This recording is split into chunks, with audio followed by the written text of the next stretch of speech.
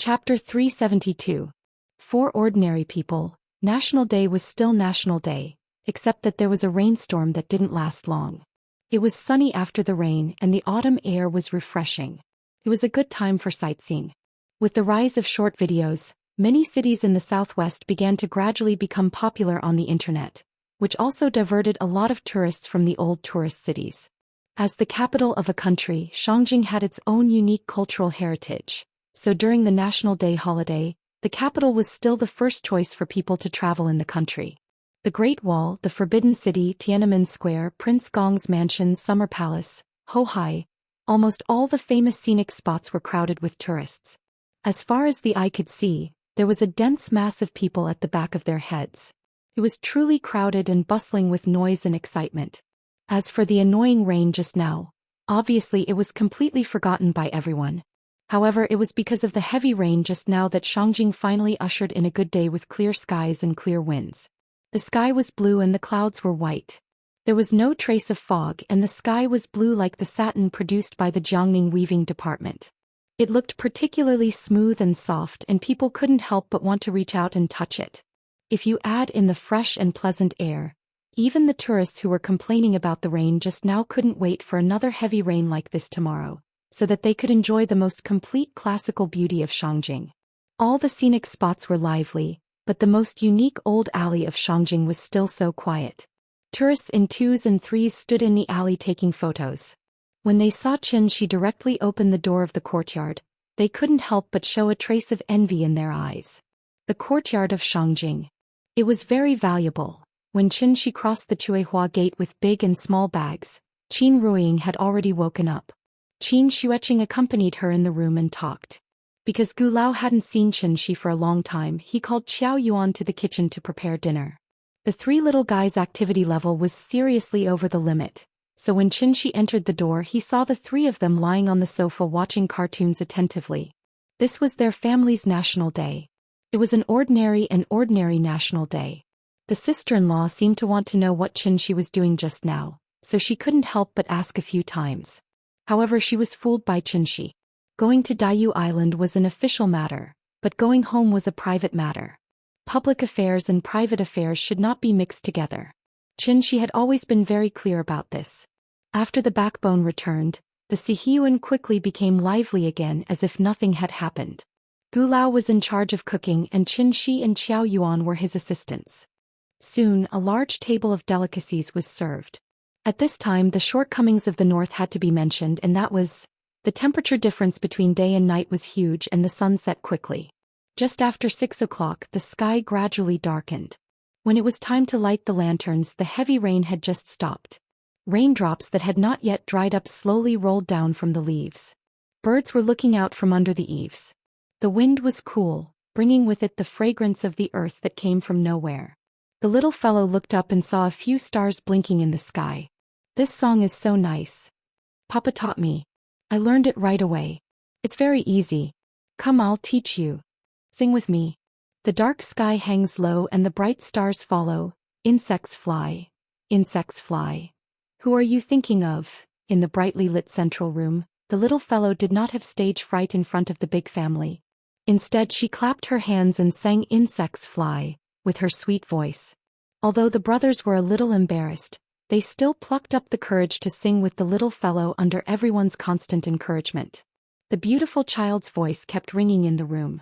For a moment the big courtyard was a little more warm because of this. The 7-day holiday passed quickly. Xianxia also did as the little girl wished. In these few days she took the two brothers to accompany her in Xianxia City to play to their heart's content. However, playing was one thing. When the holiday was over she had to go to school. For this reason the father and daughter held pinky hooks. Probably because she was in a good mood at that time, Nian also patted her chest and promised that she would go to kindergarten when school started. But, when it was the day of school the little fellow stayed in bed and did not want to get up. Xianxia had no choice but to carry her to kindergarten. For this reason Nian lost her temper. If she had not heard that the brothers had already gone to kindergarten she would have been rolling on the ground. Then again, even adults had holiday syndrome, let alone a child who was only the size of a bean. Therefore Xianxia could understand Nian's feelings. However, considering that the child was growing up day by day, preschool education was really important. Therefore, Xianxia could only bear the pain and play the role of a strict father for once. After all, this time he could not give up halfway like before, right? When the father and daughter arrived at the school, there were already many parents sitting in the classroom with their children. In fact, compared with other children, Nianyan's performance was already very good. At least she did not cry, right? When she found the two brothers in the classroom, the performance of the three little fellows was even more outstanding. Other children were crying, but the three of them were happily playing with the small toys prepared by the teacher. The teacher used the performance of the three of them to encourage other children. After the little fellow heard this, her little face was so happy that flowers were about to bloom. Therefore, before Xianxia spoke, the little fellow took the initiative to say to Xianxia, "It's time for class. I'll go back. I'm not afraid." Looking at her proud little face, it seemed that she had completely forgotten how she was lying in bed in the morning. "Okay, you three be good and listen to the teacher. Papa will pick you up later. Goodbye, Papa." Looking at Nianyan's cute little face, Xianxia's heart melted. Therefore, like many other parents, he stood in the corridor and secretly watched for a long time before he reluctantly left. Nianyan started school and Xianxia finally had some free time. In fact, during this period of time he had been thinking about how to combine the prescription in order to maximize the medicinal effects of the Adumber flower. After all, he had too few resources at his disposal and could only supplement it with ordinary herbs. Xianxia pondered over the prescription as he walked out of the school gate. However, at this moment, an A6 suddenly stopped in front of him. Then a man rolled down the window and smiled at him. "Mr. Chen, can I give you a ride? Today is October 21st, it's my birthday. Birthday wish. Finish the book properly, don't end it badly. This is also the first time I've written a book to 800,000 words. I've completely turned from a semi-newcomer to a veteran author. I've also experienced a lot of ups and downs. I'm only half a step away from becoming a god, so my mentality has changed a lot compared to a year ago. This book has already reached 50,000 high subscriptions when it was 700,000 words. It's really 50,000. There's absolutely no exaggeration. Unfortunately, I collapsed. I've indeed never written so many words before, so I'm getting weaker and weaker towards the end. Practicing with 10,000 subscriptions, thinking slowly, writing slowly, learning slowly. I don't think there are many people in Yuan who have tried this. Therefore, I definitely won't stop writing because I still need to improve. Well, I won't say any more nonsense. Actually, I just want to sincerely thank everyone for their continuous support on my birthday. Every comment, every recommendation ticket, every monthly ticket, every gift. I've seen it all and remembered it in my heart. Chapter 373. Mr. Chen, can I give you a ride? The man in front of him was Wang Junqing, who sat at the same table as Xianxia on the day Nianyan entered the school. Perhaps it was because of his age, but Wang Junqing always gave off a mature and steady vibe. It was what people often referred to as manliness. When this kind of man smiled, even as a man, he could not help but be captivated by his charm and seriously think about every word he said. This was the charm of a mature man and had nothing to do with gender. If an analogy was to be made, a mature man was like a bottle of aged wine. The moment the bottle was opened, the fragrance was enough to attract everyone's attention. Obviously, Wang Junqing wanted to use this opportunity to talk to Xianxia. But unfortunately, after Xianxia heard him, he waved his hand and smiled.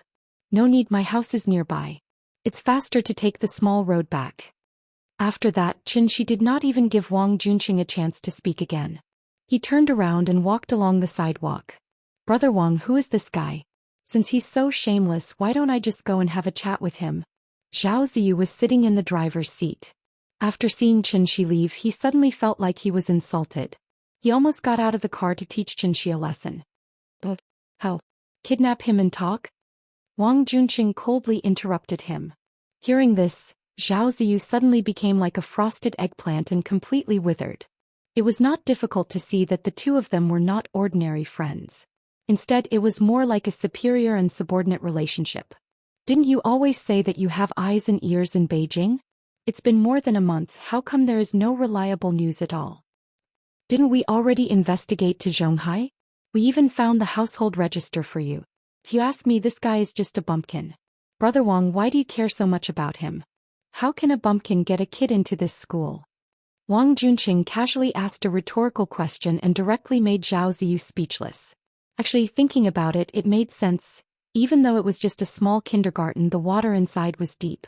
From the first day the children stepped into this kindergarten, regardless of their future academic performance, they would definitely follow the pre-planned path all the way forward.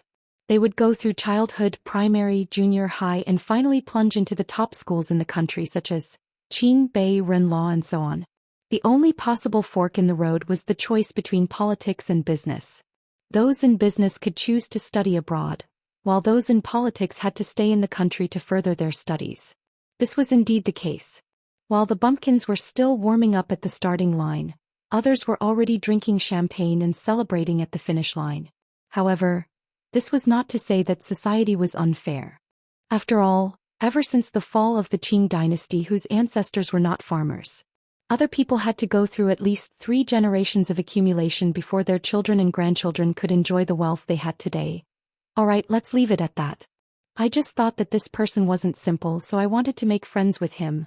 Since she's unwilling, let's put this matter aside for now. Anyway, the child is still young. Let's see how it goes in the future. The car with the Beijing A license plate slowly drove away. At this time, Qin Shi, who had already walked more than 100 meters away, suddenly turned her head to look at the car. Her face revealed a thoughtful expression. Time passed day by day. It was so peaceful that there was not a trace of ripple. In the blink of an eye, another month passed. Today was November 1st. It was Halloween abroad and Little Singles Day in China. The autumn air was refreshing and the smell of osmanthus was wafting in the air. It was a good time to play. And from National Day until now, the only good news during this period was Gu Yao's soul had finally stabilized and could move freely without the soul crystal. Although the soul could not speak, it could convey the emotions in her heart through the soul. Therefore, the moment Qin Shi released her, he sensed the true feelings in Gu Yao's heart. She was very happy. Happy from the bottom of her heart. At this time, Gu Yao finally regained a little bit of her humanity. Although her IQ was still slightly lower than that of ordinary people, at least she was no longer a ferocious ghost who lacked brains. In addition to this matter, something else happened that made Qin Shi quite depressed. That was, Nian Nian no longer called him Papa in a coquettish voice. Thinking about this, Qin Shi's heart immediately gave birth to 10,000 depression.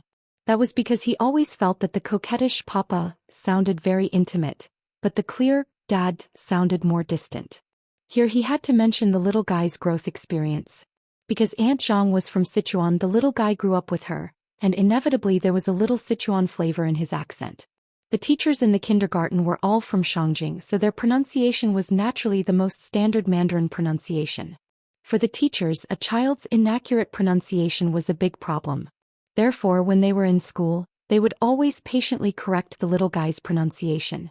As time went by, of course, Papa was gone and then only Dad was left. In this regard, Qin Shi simply had to suffer in silence. There was a feeling of unspeakable bitterness. Bitter. Really bitter. Fortunately, other than this bitter matter, there was nothing else to worry about during this period. Although Qin Ruiying's cultivation progress was still very slow, Qin Shi was not anxious because of this. This was because he believed that as long as the Adumber flower was refined into a pill, Ying would definitely be able to use it to step into the diviner stage. However, how precious was the Adumber flower? In the absence of other materials, even he did not dare to act rashly. Therefore, after nearly a month of thinking, Qin Shi finally came up with a more feasible prescription and prepared to officially start refining the pill. However, at this moment, the spirit energy tide appeared again. In the blink of an eye, black clouds rolled and covered half the sky. After a few thunderous rumbles, the heavy rain began to fall. Qin Shi walked out of the room and frowned. After observing for a while, he realized that the tide this time was not very turbulent. The center was also rather far from Shangjing. Seeing this, Qin Shi looked as if he had seen something happy. After shaking his head with a smile, he turned around and went back into the room. He was prepared to stay by Qin Ruiying's side and study her symptoms. The reason why Qin Shi did not immediately move to contain the tide was because he had reached an agreement with the old man. Therefore, the moment the spirit energy tide appeared, the entire Daiyu Island was in an uproar.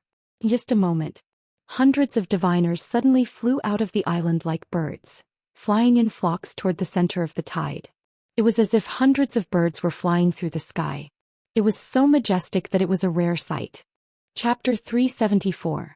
The celestial beings were out hunting, patrolling the heavens.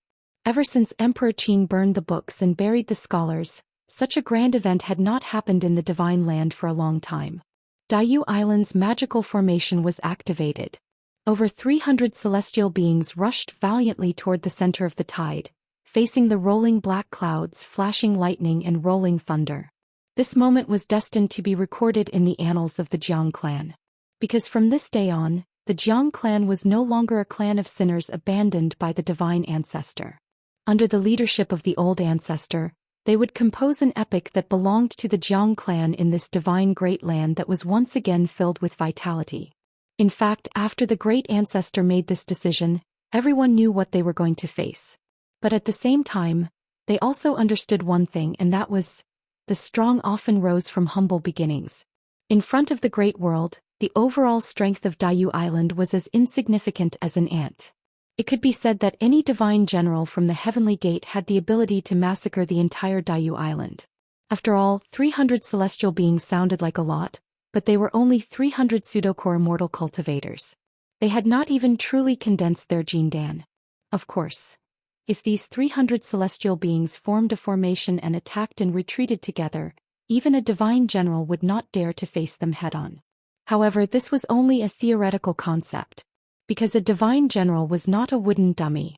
He only needed to employ guerrilla tactics. Through constant harassment, sneak attacks and ambushes, how long would it take for him to kill 300 celestial beings? The gap between the two realms was simply too big. 1 against 100, 1 against 1,000. This was what an immortal cultivator should be capable of. If it had been in the past, the Jiang clan would definitely not have the delusion of going against the great world. They were just a lowly clan of sinners. When the spiritual energy was exhausted, they were like sand lizards wandering in the desert. They could only rely on eating maggots and rotten meat to sustain their lives. But suddenly times had changed. With the continuous recovery of spiritual energy, the desert gradually became an oasis. Looking at the jackals, wolves, tigers and leopards swarming toward the oasis, the sand lizards hesitated. Should they continue to live lowly, or should they stand up straight and fight the jackals, wolves, tigers and leopards to protect the oasis that originally belonged to them? If he took a gamble, he might end up enraging the ferocious beast, and in the end he would end up without a corpse. Then he could continue to hide in the soil for the rest of his life, eating maggots and rotting meat. Thank goodness. The Jiang clan still retained the last trace of bravery. So, even if they had to take the risk of their entire clan being annihilated, the Jiang clan still had to fight for that beautiful future under the lead of the old ancestor. Perhaps even the old ancestor didn't realize. Their present conduct is a perfect reflection of the famous saying, natural selection, survival of the fittest. Compete with the heavens, compete with the earth and compete with people. Competition was the unchanging truth in the hearts of the immortal cultivators.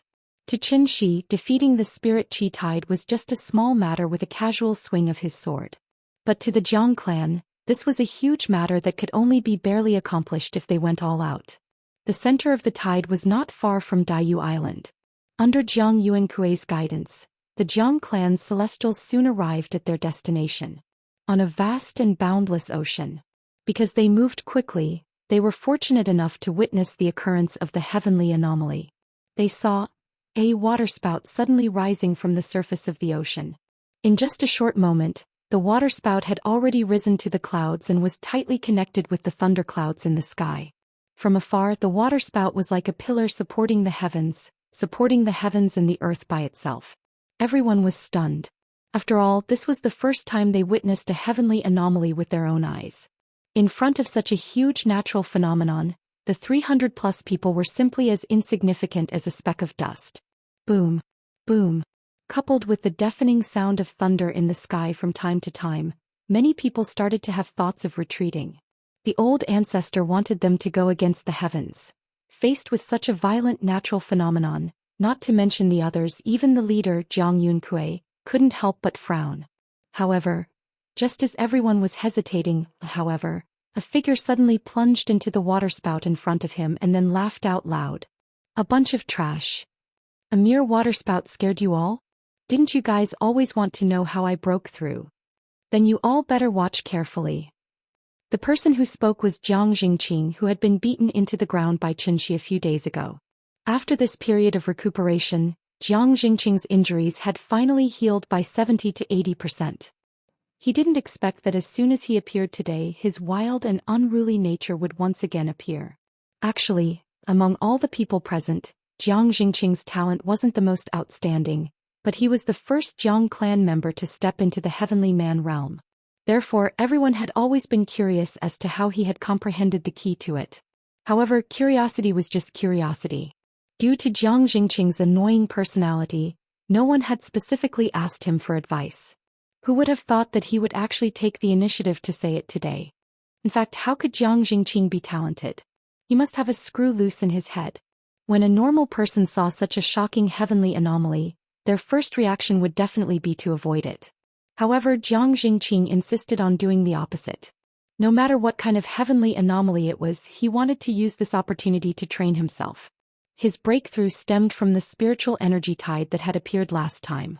It was just like how Yang Gui used the black iron heavy sword to practice swordsmanship under the waterfall, increasing his strength through resisting the waterfall.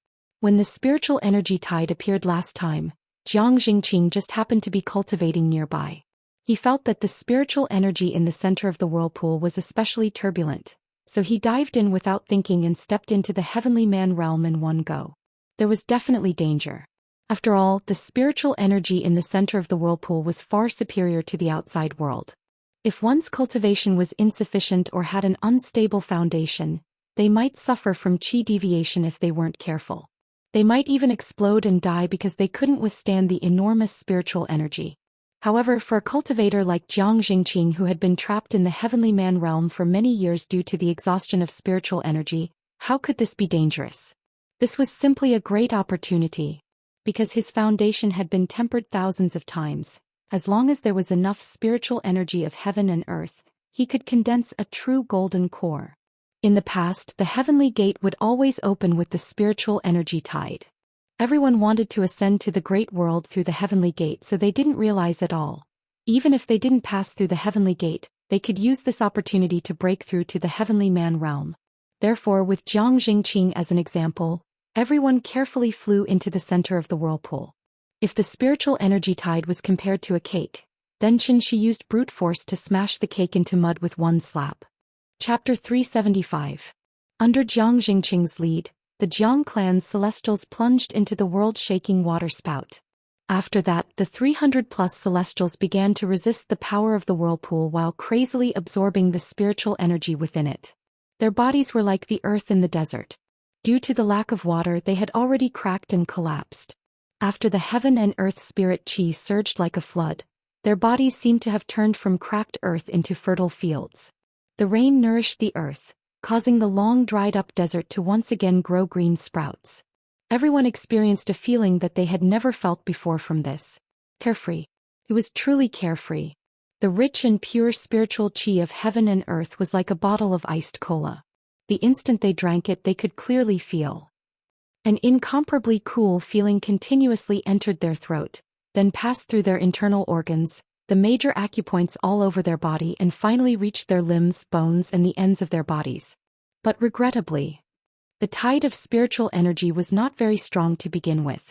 Thus, after the 300-plus celestials crazily devoured it like maggots, the waterspout shrank at a speed visible to the naked eye. About half an hour later, the originally incomparably thick waterspout turned into a thin line of water. Then it suddenly stopped rotating. Like a water ball that had been punctured, it collapsed in midair with a loud bang. Seawater continued to sprinkle down from the sky.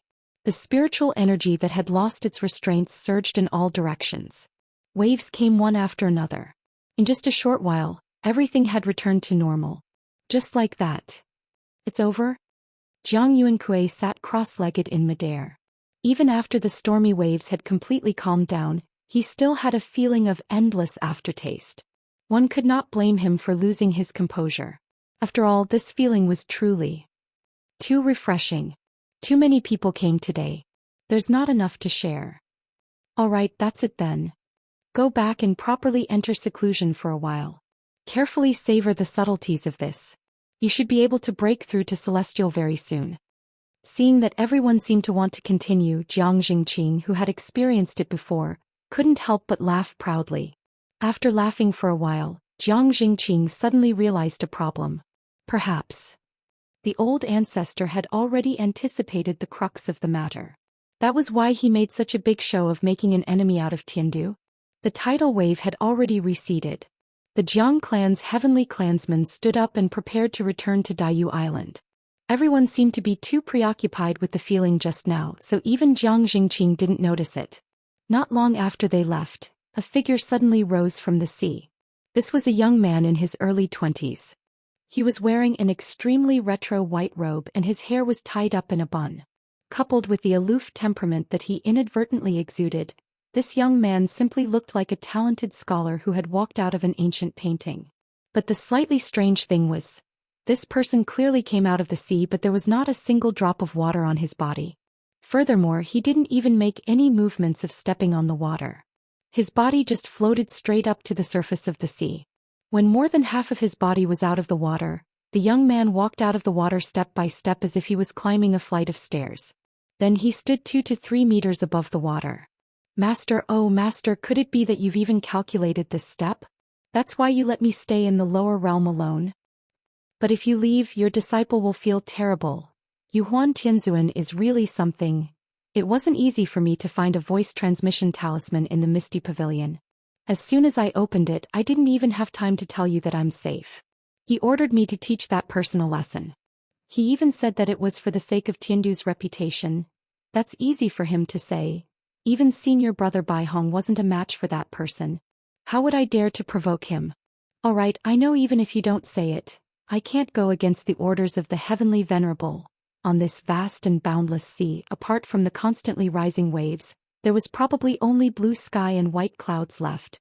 It was obviously so lonely that even a bird could not be seen, but this young man was still looking up as if he was talking to someone. Although you can't hear it, but I still want to say, Yuhuan Tianzuan, oh Yuhuan Tianzuan, Wuxia's abilities are weak. I really can't provoke that person, so I can only trouble you to come down and deal with him personally. As he spoke, the young man looked in the direction that Jiang Jingqing and the rest left. Then, as if taking a stroll in the park, he slowly walked in that direction. There's an old saying, pick the soft persimmons to pinch. Apart from waving flags and shouting battle cries, I seem to be able to help you get rid of these eyesores. Forget it, no matter how small a mosquito is, it's still meat. So that you won't find another reason to say that I'm disobedient and disrespectful. The young man's speed seemed slow, but in fact it was extremely fast.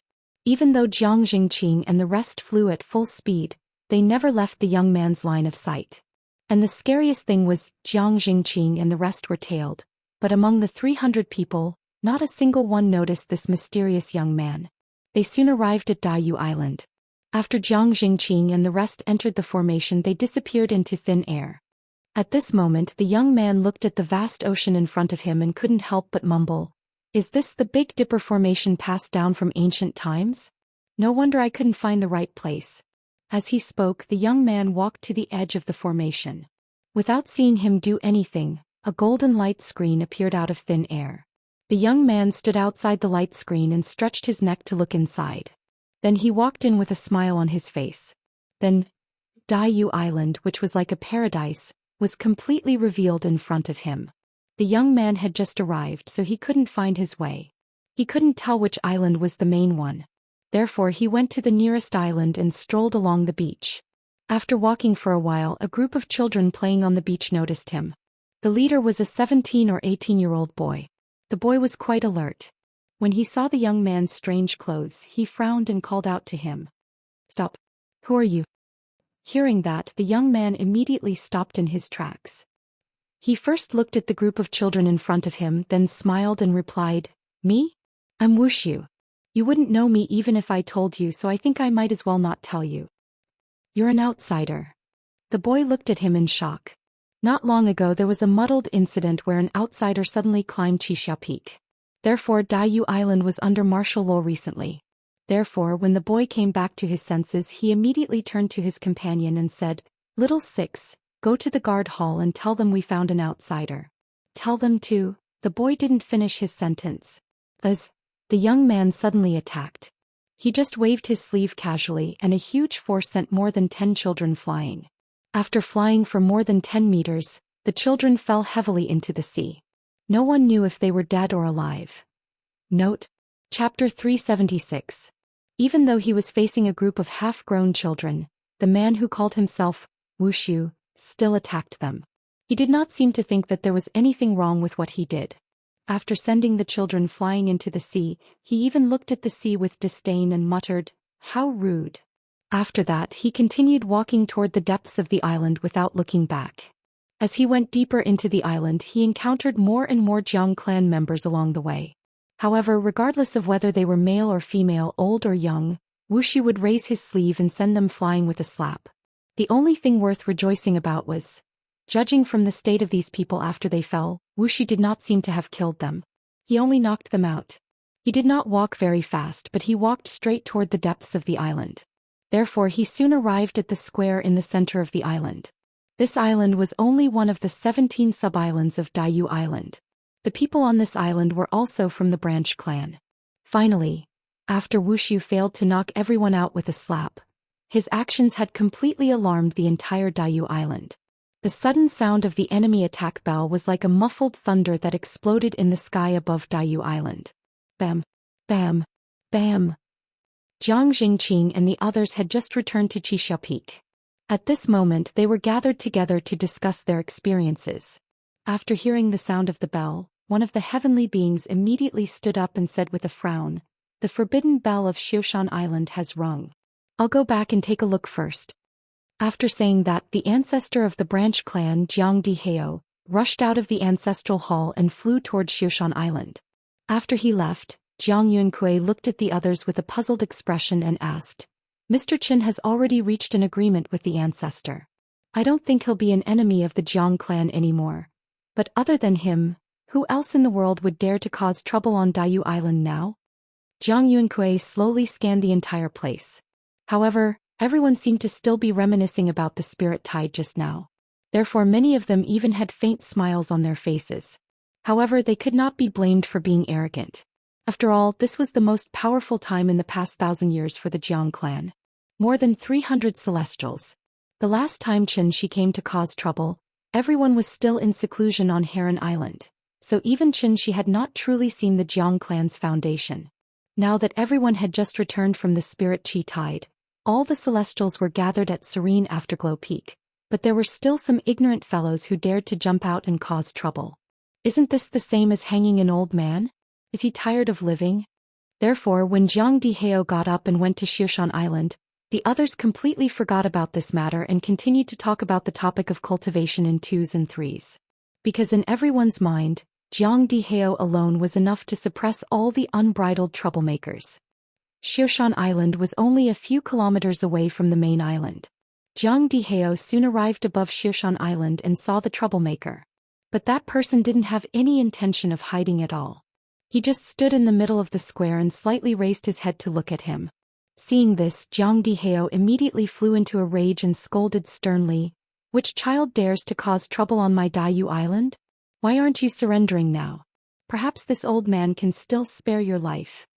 After saying that, Jiang Dihao flew directly toward that person, ready to take him down and slowly interrogate him. At this time, Wuxia, who had been standing in the middle of the square in a daze, finally seemed to have seen something interesting. He couldn't help but mutter to himself, "I've been holding back for so long and now I can finally move my muscles and bones." While muttering, Wuxia raised his right hand. Then a small yellow flag suddenly appeared in his hand. If one ignored the workmanship of the flag and the exquisite and complicated patterns on the flag, he really looked like a member of an elderly tour group, which was simply too low. Jiang Dihao didn't know why Wuxia suddenly had a small flag in his hand, and he only thought that this young man was playing a trick. That was because he didn't know that there was actually a magic treasure in this world, called Sumeru Mustard Bag. Born like a mustard seed, there's a Sumeru, and the heart like a speck of dust, there's a big world inside. The Sumeru Mustard Bag, also known as the Interspatial Storage Bag, was a magic treasure that could only be refined by cultivators at the Dongshu stage. This magic treasure involved the profound meaning of the word void. It seemed to be only the size of a palm, but in reality, it could contain objects ranging from a few cubic meters to dozens of cubic meters. It was really a magical treasure that was necessary for traveling, killing, and arson. Xianxia used to have one, but unfortunately he accidentally lost it on his way back. If Xianxia was here right now and saw the treasure in this person's hands with her own eyes, even if he was as powerful as he would no longer underestimate his opponent. Instead, he would use 120% of his strength to fight the next battle. This was a very simple principle. One could roughly judge a person's worth from the way they traveled, and it was the same for cultivators. Only cultivators at the Daoist stage could refine the sumaru mustard bag, and the materials needed were very rare. Naturally, it couldn't be something that could be found on the streets. Baiheng didn't have it, and neither did Zhou Xian. However, this young man named Wuxia had it. This also meant that, no matter what his cultivation was, his status in the outside world was higher than Baiheng's. Xianxia understood this principle, but Jiang Dihao didn't. Therefore, the moment he rushed towards Wuxia, Wuxia also waved the small yellow flag in his hand. At that moment, Jiang Dihao didn't sense any fluctuation of spiritual energy, so he was even a little curious about what this young man was doing. However, the next second, the whole ground cracked open. The floor of the square collapsed and shattered, and hundreds of earth spikes suddenly protruded from the ground. From afar it looked like a hedgehog, and all the spikes on its body were aimed at Jiang Dihao in the air. Jiang Dihao didn't have time to react at all, and these hundreds of earth spikes all shot towards him. The speed of the earth spikes was very strange. Once they shot out, they covered the sky above the square. No! After a wail, Jiang Dihao's figure completely disappeared. The earth spikes turned into dust and leisurely sprinkled down, mixed with a particularly dazzling rain of blood. After the smoke and dust dispersed, this terrifying young man held the small flag and then laughed and said to the Jiang clansmen who rang the forbidden bell, "Ring it again, remember to ring it a little louder, or else I'm afraid they won't hear it." From beginning to end his body didn't move at all. He just lightly waved the small flag in his hand, and with the power of the small flag he instantly obliterated a celestial being. It was obvious that this small flag was also a magic treasure. But it was different from Baiheng's flowing cloud sword and Zhou Xian's blue wave silk gauze. The small flag in Wuxia's hand had once appeared in the legends of Wuxia, and it had a well-known name, namely Chapter 377. The Central Wuji Apricot Flag. If one added the Eastern Green Lotus Flag, the Southern Floating Flame Flag, the Western White Cloud Boundary Flag, and the Northern Zhenwu Eagle Flag. These 5 flags formed a set of killing weapons that had once appeared in the myths and legends of Wuxia, the Khanate 5-element flags. Ever since Xianxia learned about the deeds of the ancient cultivators from the old man, he had a basic understanding of these myths and legends, and that was, these myths and legends were more or less based on evidence, so their reputation had been passed down from ancient times until now. Of course, the real Khanate 5-element flags was definitely not as exaggerated as the myths and legends described, but it was definitely considered an extremely powerful set of Dharma treasures. In addition, the Khanate 5-element flags was truly praiseworthy not because of its quality, but because it was a set. Because it was a set of Dharma treasures, not one. The Wuji apricot flag was only one of them. It could be freely disassembled and combined. This was the advantage of a set of Dharma treasures, but at the same time, it was also an unavoidable disadvantage of a set of Dharma treasures. Based on Xianxia's experience after gathering all 5 flags, the Khanate 5-element flags could at least reach the quality of a supreme treasure, which was the same level as his heaven derivation sword. But because it was not pure enough, the Khanate 5-element flags could never be compared to the heaven derivation sword. But then again, a supreme treasure was still a supreme treasure. Even if the 5 flags were disassembled, just the central Wuji apricot flag alone should be able to reach the level of a high-grade spirit treasure. What was a spirit treasure? Above a Dharma treasure was a spirit treasure. When Xianxia had just returned, he had used 3 inferior guanyin statues to refine 3 defensive Dharma treasures. But in a real sense, these 3 guanyin pendants did not reach the standard of a Dharma treasure at all. At best, they could only be considered the lowest level of inferior Dharma artifacts. After all, at that time, Xianxia had no cultivation and no materials, so the guanyin pendants that he forcibly refined would naturally not be good treasures. Dharma artifacts, Dharma treasures, spirit treasures, supreme treasures and extremely rare connate supreme treasures. According to their quality they could be divided into 9 grades. Grade 1 was the lowest and grade 9 was the highest. The reason why he didn't mention magic treasures before was because it was impossible to find the materials to refine magical weapons on Earth. Refining magical weapons was an extremely difficult task, not to mention magical weapons with many wonderful uses. Bai Hong's sword, Qing Wan's spear, and Shui Xiang's damask could all be considered as high-quality magic treasures. Bai Hong's sword was quite handy, so Xianxia did not destroy it. Therefore he chose to smelt Qing Wan's spear and used the smelted materials to refine a set of defensive magic equipment. In addition to Nian Yan's bracelet necklace, Xianxia later gave Lin Xian a self-defense pendant. Of course, heavenly materials and earthly treasures were all unique. Therefore, after smelting the magic treasure and then using the raw materials to refine a new magic treasure, if new materials were not added during this period, then the quality of the new magic treasure would plummet after it was formed. For example, Qing Wan's spear was originally grade 8, but after being smelted by Xianxia, the new necklace could only barely reach grade 5. And this was a manifestation of Xianxia's considerable knowledge in refining weapons. Magic treasures were like weapons in the hands of ordinary people. The better the weapon, the stronger the combat power. Even if a child picked up an AK, he could easily kill a group of unarmed adults. It was precisely because of this. From the moment Wuxia took out the central Wuji apricot yellow flag, Daoist Island was destined to be set off a bloody storm. Dong dong dong, dong. The rapid and loud forbidden bell rang through the sky again. This time, all the Jiang clan's people sitting in the ancestral hall were stunned. Jiang Dihao could not even handle such a small matter. Just now, the bell had only rung 9 times, which meant that someone had invaded and reinforcements were needed. But now, the bell rang like a storm and it had rung a total of 36 times.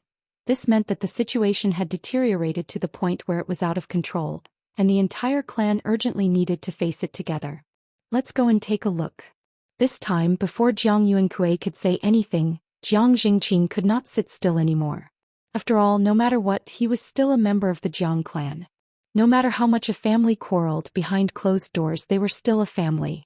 Now that the Jiang clan was being trampled on, how could Jiang Jingqing sit still and do nothing? After Jiang Jingqing rushed out of the ancestral hall, the rest of the people reacted and quickly followed behind him, flying straight toward Xianshan Island. The Celestials were on patrol hunting everywhere. Many of the Jiang clan's juniors were more or less trembling when they heard the forbidden bell ringing one after another. They were afraid that the enemy would suddenly appear in front of them. Thus, when they saw hundreds of their ancestors flying over the island, they immediately stood on the ground and cheered crazily as if they had been injected with chicken blood. This scene deeply demonstrated the meaning of the military parade. A clan or even a country would only feel excited and proud when they displayed their strength in front of the people. The dignity of Daoist Island. It would not allow anyone to trample on it. Jiang Jingqing's speed was very fast, and he almost instantly arrived above Xianshan Island. The young man was still standing in the same place looking up at the sky. Only Jiang Dihao was nowhere to be seen. But how sharp was Jiang Jingqing's sense of smell? When he sensed that there was still a trace of blood in the air, Jiang Jingqing was about to explode in anger. Obviously, Jiang Dihao had died in the hands of this person, so the 36 forbidden bells were rung on Xianshan Island. Hey! Arrogant brat, die! Unlike the last time when he fought with Xianxia, Jiang Jingqing underestimated his opponent and did not even have the chance to show half of his strength before he was smashed into the ground by Xianxia. This time, in a fit of rage, Jiang Jingqing really showed his full strength. Therefore, when he let out a furious roar, the clothes on his body suddenly puffed up without any wind. His head of black hair also swayed crazily as if he was in the eye of the storm. Surging true core energy gathered in his palms, and Jiang Jingqing's hands suddenly became like 2 searchlights, exceptionally bright. Then he slapped his palm toward the young man on the ground from afar. True 6 trigrams formula, mountain breaking all. A ray of golden energy suddenly shot out from his palm, as if it was the Buddha's palm. At this moment, Wuxia, who had been standing on the ground, looked as if he had seen something new. He squinted his eyes slightly and then waved the yellow flag in his hand. When the yellow flag was waved, the ground shook. 2 extremely thick mud pillars suddenly emerged from the ground, and then turned into two extremely thick arms. From bottom to top they directly rushed toward Jiang Jingqing in the sky. Jiang Jingqing did not expect this young man's cultivation level to be so high. The mountain, breaking all that he had used all his strength, only shattered a corner of the mud pillars, and did not even slow down the opponent's attack. The two mud pillars were like the arms of a giant, hard and flexible at the same time. Chapter 378. It was hard to describe what it was like. It was just a pile of soil mixed with sand and stones, but it was like a living creature that could move freely and pounce on its prey. Jiang Jingqing was obviously playing the role of the prey. The mud pillars emerged from the ground and shot into the sky like poisonous snakes pouncing on their prey. They were incredibly fast. The strength of the mud pillars surprised Jiang Jingqing. While he was in a daze, the mud pillars had already reached him. After Jiang Jingqing reacted, he immediately retreated into the sky. But the scary thing was, the speed at which the two mud pillars rose was even faster than his flying speed. In a flash, the mud pillars had caught up with Jiang Jingqing. After all, this was already the second time he had been chased to the point of fleeing in such a sorry state. Jiang Jingqing could not help but feel angry when he thought of all the things that had happened to him after his breakthrough. He was a heavenly being after all. It was fine when he faced Mr. Chen's flying immortal sword. But now he was being chased all over the sky by two mud pillars. Did they really think that he was a heavenly being and a paper tiger? Jiang Jingqing decided not to dodge anymore. He was ready to take the attack head-on. In an instant, Jiang Jingqing was like a god descending to earth. The golden light around him shone brightly, almost illuminating half of Xiaoxian Island. 6 trigram calming mind, concealment of spirit and qi. The moment the protective shield appeared, two mud pillars, one on the left and one on the right, smashed into Jiang Jingqing's body. Bang! A loud noise reverberated in the sky above Daiyu Island. The surging true core dispersed in all directions due to the violent collision, causing a strong gust of wind to blow across Xiaoxian Island. Wuxia stood calmly on the ground and looked up at the situation from afar. He could not help but smile faintly. They were too weak. He did not even need to do anything. The power of the Wuji apricot yellow flag alone was enough to massacre the entire Daiyu Island. Wuxia thought about whether he should speed up as he turned to look at the heavenly beings of the Jiang clan. But just as he was about to wave the apricot yellow flag again, Jiang Jingqing's slightly hurried roar suddenly rang out. This kid's Dharma treasure is too powerful. Retreat, retreat, retreat. It wasn't difficult to discern that his voice clearly carried a trace of shock and terror. Obviously, he was terrified by the might of the Wuji apricot yellow flag. Jiang Jingqing had quite a bit of prestige in the clan. After hearing his incessantly trembling shout, the Jiang clan's celestials naturally did not dare to rashly advance. They could only hurriedly retreat several miles. At this time, Jiang Jingqing turned into a stream of light and flew out of the square, rushing back to the crowd. If it wasn't for the ancestor bestowing me with a protective magic treasure a few days ago, I'm afraid I would have been dead by now. After Jiang Jingqing safely returned to Jiang Yunkue's side, he panted heavily and said to Jiang Yunkue. As he spoke, Jiang Jingqing even passed a jade pendant to Jiang Yunkue. This jade pendant was a protective magic treasure passed down from ancient times. If Jiang Yan hadn't been the first to break through to the celestial being realm, the old ancestor Jiang Yan wouldn't have given him this jade pendant. But now, he hadn't even warmed up the jade pendant when 4 or 5 extremely clear cracks appeared on it. Clearly, it was on the verge of breaking apart. The might of a single attack was actually so terrifying. At this time, if Jiang Yunkue still didn't understand the seriousness of the matter, then he would truly be the clan chief for nothing. Therefore, after exchanging a glance with Jiang Jingqing, Jiang Yunkue abruptly raised his right hand and shouted, "The enemy is here. Everyone please form the Yinyang 6 directions formation with me."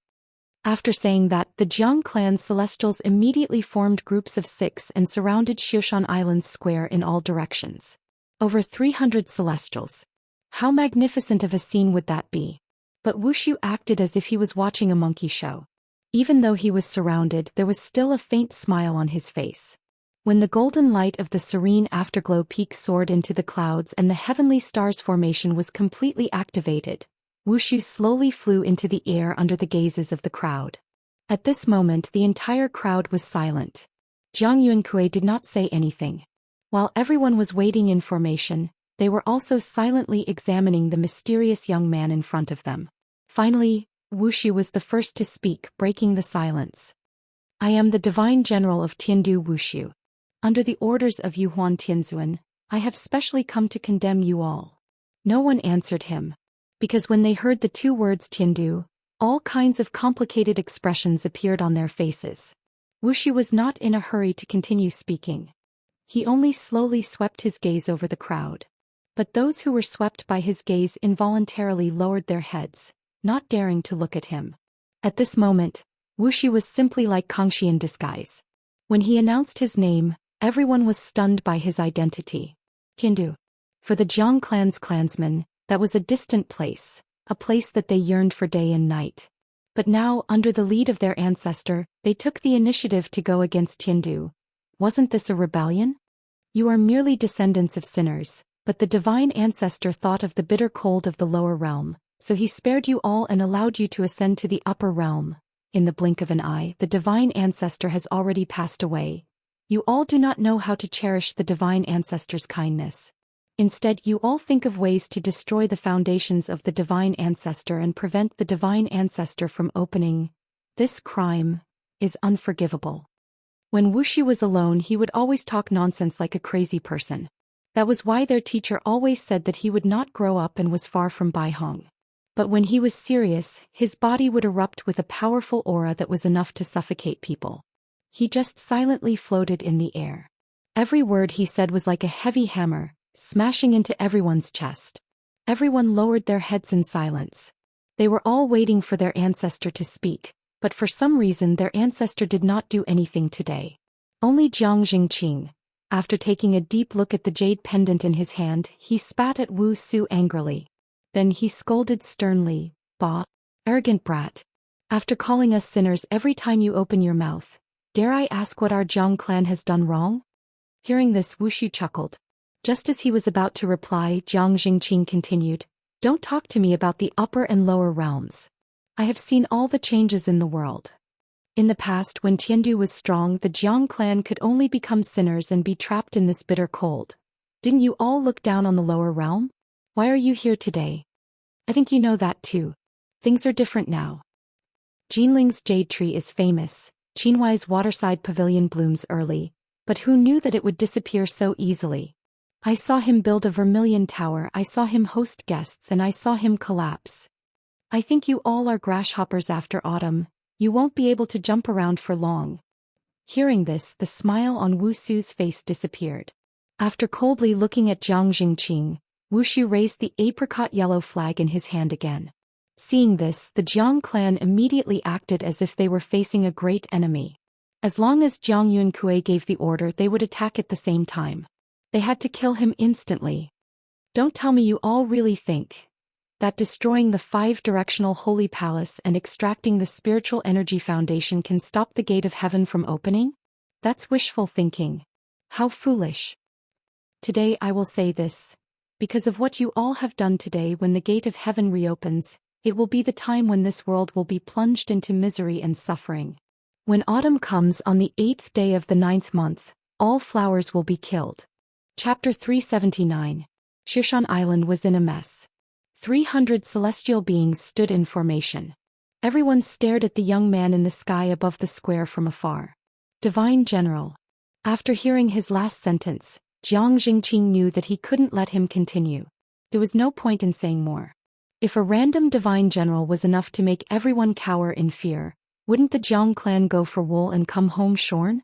Therefore Jiang Jingqing hesitated for a while. Then a fierce look flashed across his face. He walked past Jiang Yunkui and ordered everyone, "Formation." In that instant, the mountains rumbled, the valleys responded, and the wind blew. Dust swirled and flags fluttered. How magnificent was the sight of 300 celestial beings. No matter how arrogant Wuxia was, facing such a large number of enemies, he had to be on full alert. For the first time, his body showed signs of true yuan fluctuation.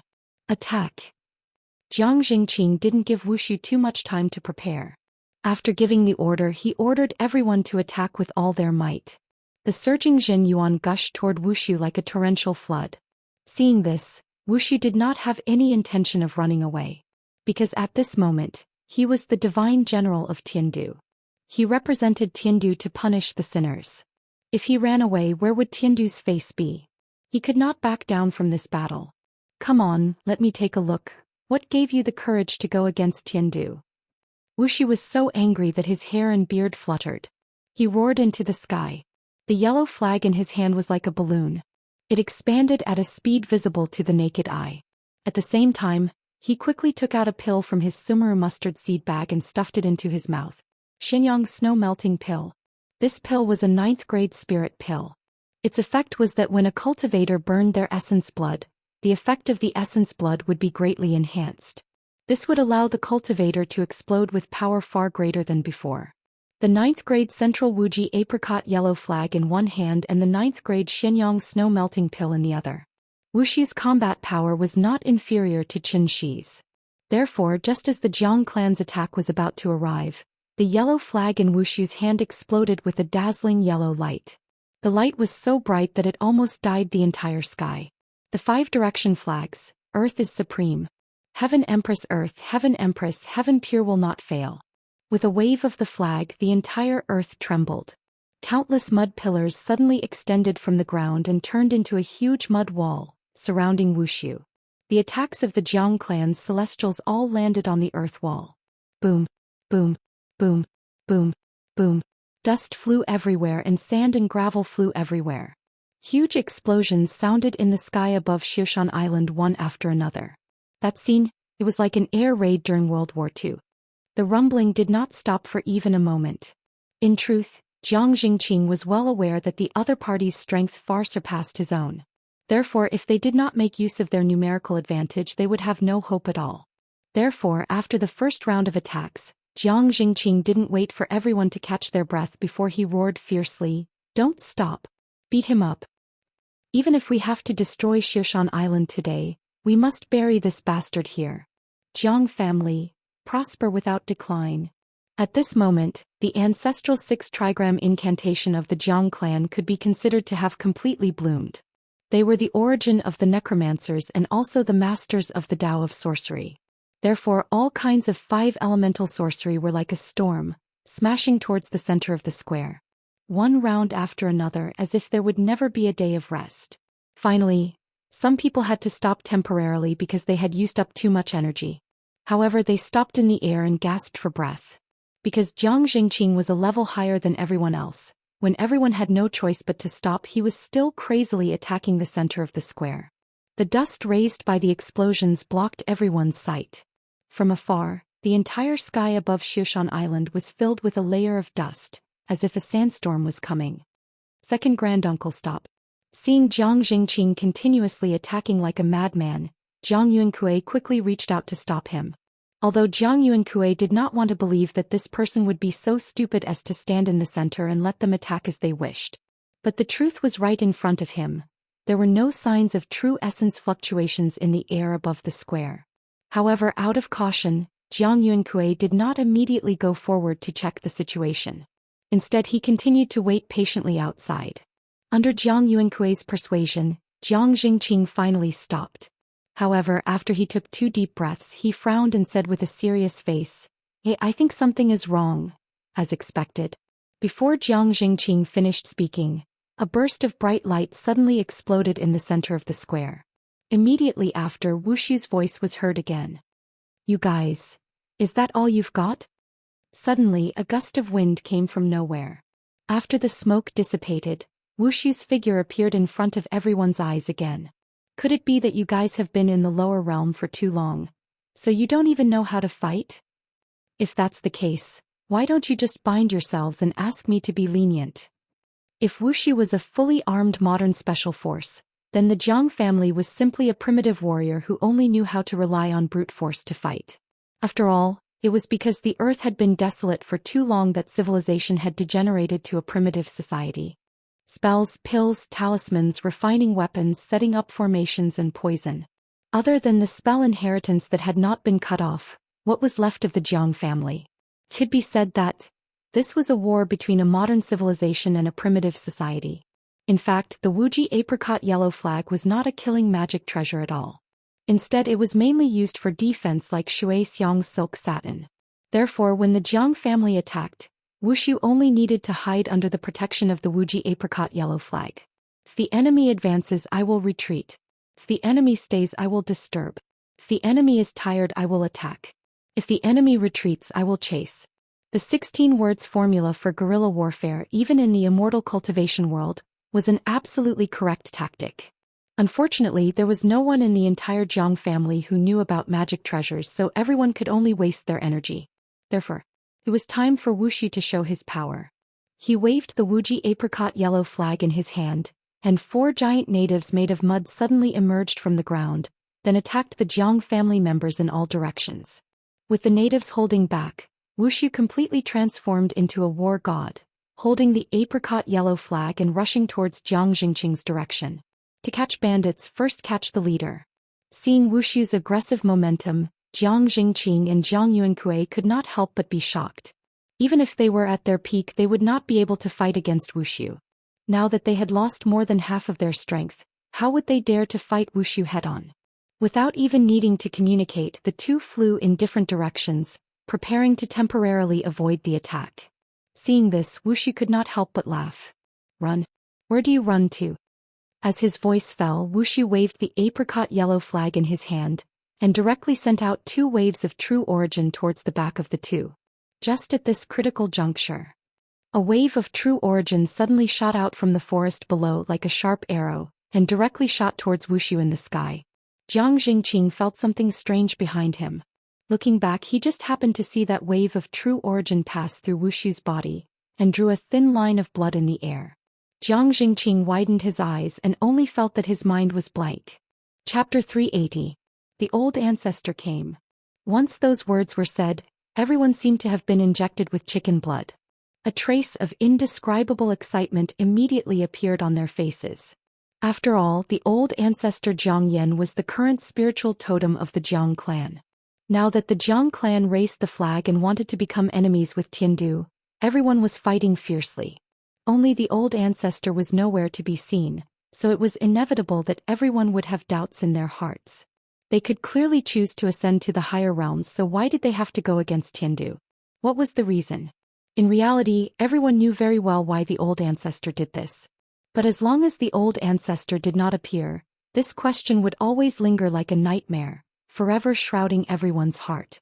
The most frightening thing in a battle was to lose morale. Luckily, the old ancestor finally appeared.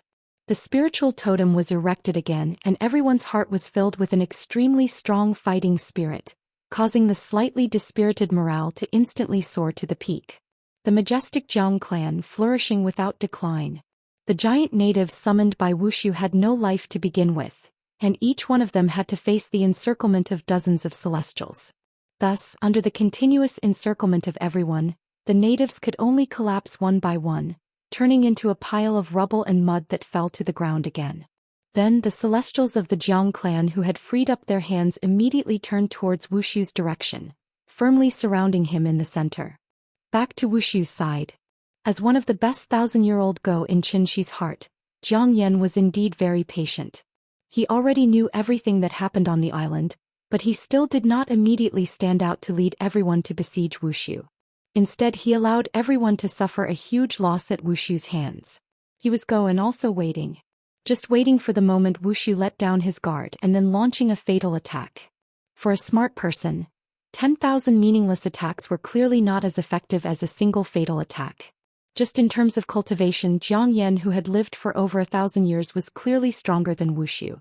Thus, when he steeled his heart to launch a sneak attack, even with the protection of the Wuji apricot yellow flag, Wuxia was still unable to completely dodge the attack. But fortunately, Wuxia reacted very quickly. Furthermore, his clothes were defensive magic treasures. Therefore, the killing move that Jiang Yan had been holding back for a long time only managed to cut off a piece of flesh from his waist. Immortal cultivators did have the ability to regenerate broken limbs. But this takes time to recover slowly. It is impossible to be like Wolverine and Deadpool, whose bodies were clearly chopped into minced meat, but it didn't take long for them to return to their original appearance. That was unscientific. For immortal cultivators, the body was merely a vessel, while the soul was the absolute core. However, once they lost the protection of the vessel, their divine soul would gradually weaken until it completely disappeared from the world. Therefore, for high-level immortal cultivators, the physical body was also an extremely important part of them. It was absolutely impossible for them to abandon it easily. This was the first time Wuxia had suffered such a serious injury. Wuxia lowered his head and looked at the wound on his waist. His face was as cold as a poker card. He silently took out a healing pill from his sumaru mustard seed bag and swallowed it. Then he turned his gaze to the forest below. Subsequently, a figure slowly flew into the air under Wuxia's gaze. Zhang Yuankui took a closer look. After seeing the person's appearance, he couldn't help but exclaim, "Fengyan? Why are you here?" Because of the previous act of snatching the Adumbra flower, Jiang Fengyan had been punished by the old ancestor to meditate in the dry pool, so Jiang Yuankui didn't expect to see his son here. However, Jiang Jingqing immediately figured out the reason, so he immediately cupped his hands and saluted. Jingqing greets the old ancestor. After hearing this, Jiang Yuankui was stunned on the spot. At this time he finally reacted, Jiang Yan Jiang Fengyan. It was only a difference of one word, but their identities were worlds apart. Jiang Fengyan was a direct descendant of the Jiang family, so the only similarity between the two was probably the blood flowing in their bodies. Bloodline possession. It must be a bloodline possession. The old ancestor forcibly took away Jiang Fengyan's body and erased his divine soul at the same time. Yunkui, the Jiang family has reached a critical moment of life and death. This old man has to do this. If I don't do this, not only Fengyan but even you and the tens of thousands of Jiang family members on Daiyu Island will die in the hands of this person. I hope you can figure this out and don't hold a grudge because of this. Jiang Fengyan flew to the side of the two, then said this to Jiang Yunkui through voice transmission. After hearing this, Jiang Yunkui looked up to the sky and screamed in extreme pain. Then, as if he had gone mad, he turned around and flew in the direction of Qixia Peak. Yunkui. Seeing this, Jiang Jingqing stepped forward to stop Jiang Yunkui. However, before he could turn around, Jiang Fengyan directly called out to him. Jingqing, the enemy is right in front of us, don't be distracted. After this matter, I will explain to him. I only hope that Yunkui can understand my painstaking efforts. Since the old ancestor had said so, Jiang Jingqing naturally couldn't say anything more, so he could only nod and respond, yes. The three of them seemed to have said a lot, but in fact they used the secret method of voice transmission. Therefore, from Wuxia's injury to Jiang Fengyan's appearance, only a few breaths had passed. And at this time, Wuxia also used a spiritual pill to stop his injury. Bloodline possession, is it? Come on, then let me see. Old man, other than sneak attacks, what else do you have? If Wuxia was an elegant young master before, then at this moment he had already become an injured beast. So after a roar, Wuxia picked up the apricot yellow flag and pounced directly at Jiang Yan. Seeing this, Jiang Yan did not retreat. Instead, he suddenly made hand signs and shouted loudly, I am Jiang Yan, the ancestor of the illustrious clan, listen to my orders. Following his order, the Jiang clan's celestials present all made hand signs one after another. Jiang Yan was at the core of the formation, and he felt hundreds of huge true essences constantly surging towards him. And the power of the Yin-Yang Six Directions formation was truly displayed after he, the backbone, appeared. Brilliant heavenly might transform into divine thunder. 6 lines of space rebuking without arrogance. In an instant, lightning appeared in the void and heavenly thunder rumbled. Jiang Yan held the thunder in his hand, and his eyes were wide open in anger as if a god had descended. Let me emphasize again. This is not an entertainment stay-at-home dad, nor a restaurant stay-at-home dad. This is returning from cultivation to become a stay-at-home dad. The theme determines that I can't be a daily life, and the main storyline is not changed at all, right? As a dignified soul formation cultivator, isn't it too ridiculous to go to the entertainment industry? I have my own main storyline, my own plot arrangement, but when it was published, because I was too concerned about the readers' comments, I lost myself. Before, I even mistakenly thought that cultivation and stay-at-home dad were conflicting. Until now, only then did I realize what was going on. I am not money, I can't make everyone like me. I can only do my best to write the story I want to write. If you think it is good, please recommend it to your friends after reading it. If you think it is not good, then please put it aside and find another book you like to read. I only hope that we can meet again in the future. Because this is only my first book and definitely not my last. I have always been working hard to improve myself, hoping that I can write better in the future so that you will be satisfied. Sincerely. In addition, the part about Nian Nian will not be lost and will instead be written better. Because when I think of the later plot, I feel that I have found the surging passion I had when I first opened the book. Since I am a cultivation stay-at-home dad, then I will bring out the characteristics of a cultivation stay-at-home dad. Don't mention the word stay-at-home dad, everyone will think of the same thing. Chapter 381. Yin and Yang, 5 elements, 6 lines, 8 trigrams. The 5 elements reinforced and restrained each other. The 5 elements did not simply refer to the 5 elements of metal, wood, water, fire, and earth. It referred to a cultivator's basic understanding of the laws of heaven and earth. Only by understanding the 5 elements, yin and yang, could one officially step into the door of immortality. Among the 5 elements, thunder represented the Zhen trigram, which was wood. Even a blind man could see that Wuxia's cultivation method was based on earth. Therefore, Jiang Yan did not even need to think too much and directly took out the Jiang clan's trump card, 9 Heavens Thunder Technique. At that moment, Jiang Yan, who held the thunder in his hand, was so powerful that it almost completely suppressed Wuxia's limelight. Seeing this, Wuxia's face suddenly revealed a trace of a sinister smile. Without hesitation, he took out another magic treasure from his Sumeru mustard seed bag. White Bone Soul Summoning Banner. Then, with the flag in his right hand and the banner in his left hand, he continued to rush in the direction of Jiang Yan. It had to be mentioned here. There was actually a difference between a banner and a flag. A flag was hung horizontally like a national flag, while a banner was hung vertically. Horizontal as a flag, vertical as a banner. There seemed to be no difference between the two, but in reality there was a big difference. That was because the flag was yang and the banner was yin. Therefore, the moment Wuxia took out the White Bone Soul Summoning Banner, a black gas suddenly surged out from his body, as if thousands of vengeful spirits were flowing within. With one hand, the apricot yellow flag was mighty and righteous. With the other, the White Bone Soul Summoning Banner was awe-inspiring. Since Jiang Yan wanted to use the 5 elements to restrain him, then he might as well combine yin and yang, and directly surpass the 5 elements. Under the contrast of one good and one evil, one yin and one yang, Wuxia was like a combination of gods and demons, brazenly facing the 9 heavens thunder in Jiang Yan's hands. A battle between Yuan Yin and Yang. Thunder against yin and yang earth. This battle was so exciting that it could be said to be a once-in-a-lifetime event. However, just as Xiaoshan Island was collapsing and the sky was darkening, Jiang Jingqing's figure quietly appeared on Qixia Peak.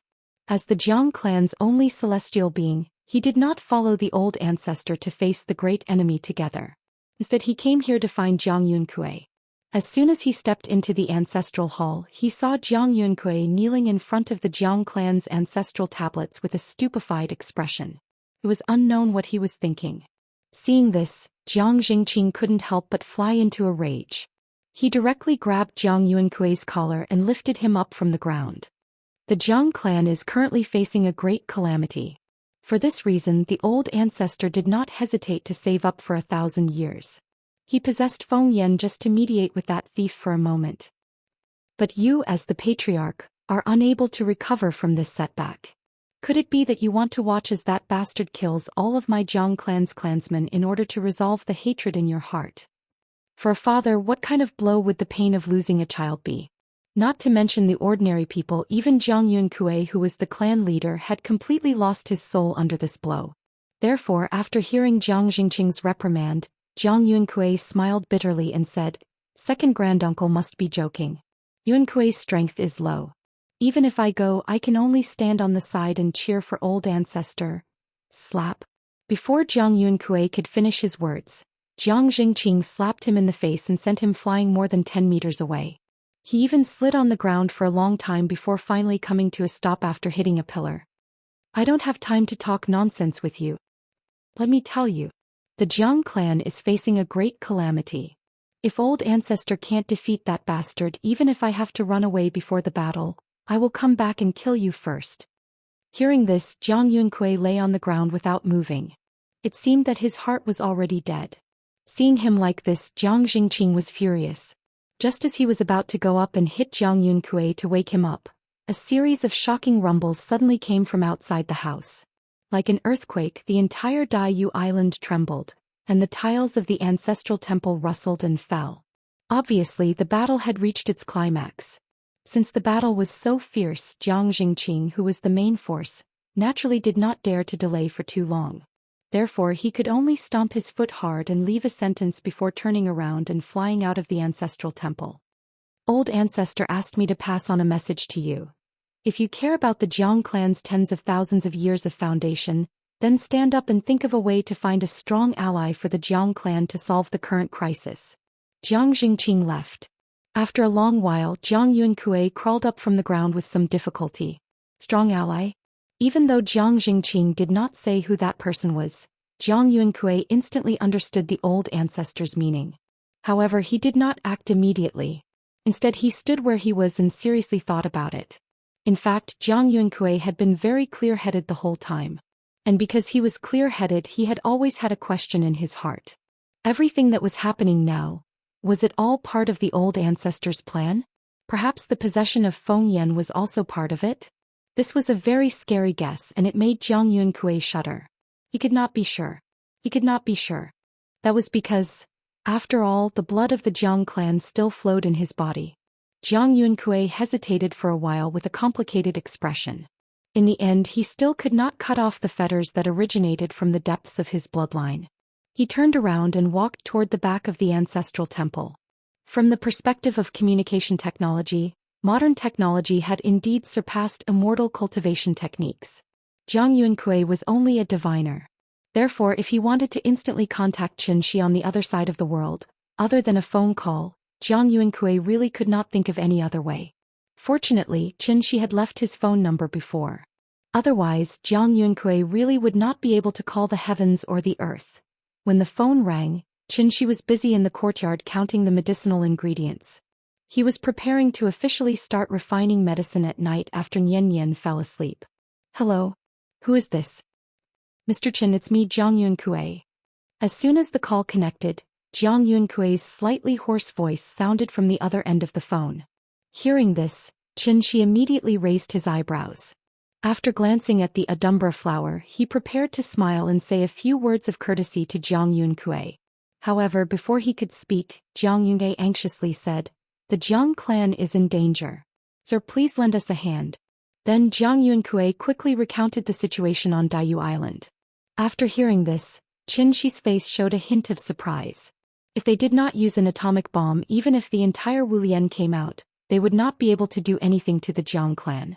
He had already killed one heavenly general and captured 3 alive. Why was the 5th one so powerful all of a sudden? It was not that Xianxia looked down on Bai Hong. The main reason was that the old man from the Jiang clan was too cunning. Therefore, Xianxia did not think that the heavenly general would be able to gain any advantage from the old man. Looking at the situation now, the Jiang clan seemed to be unable to hold on any longer.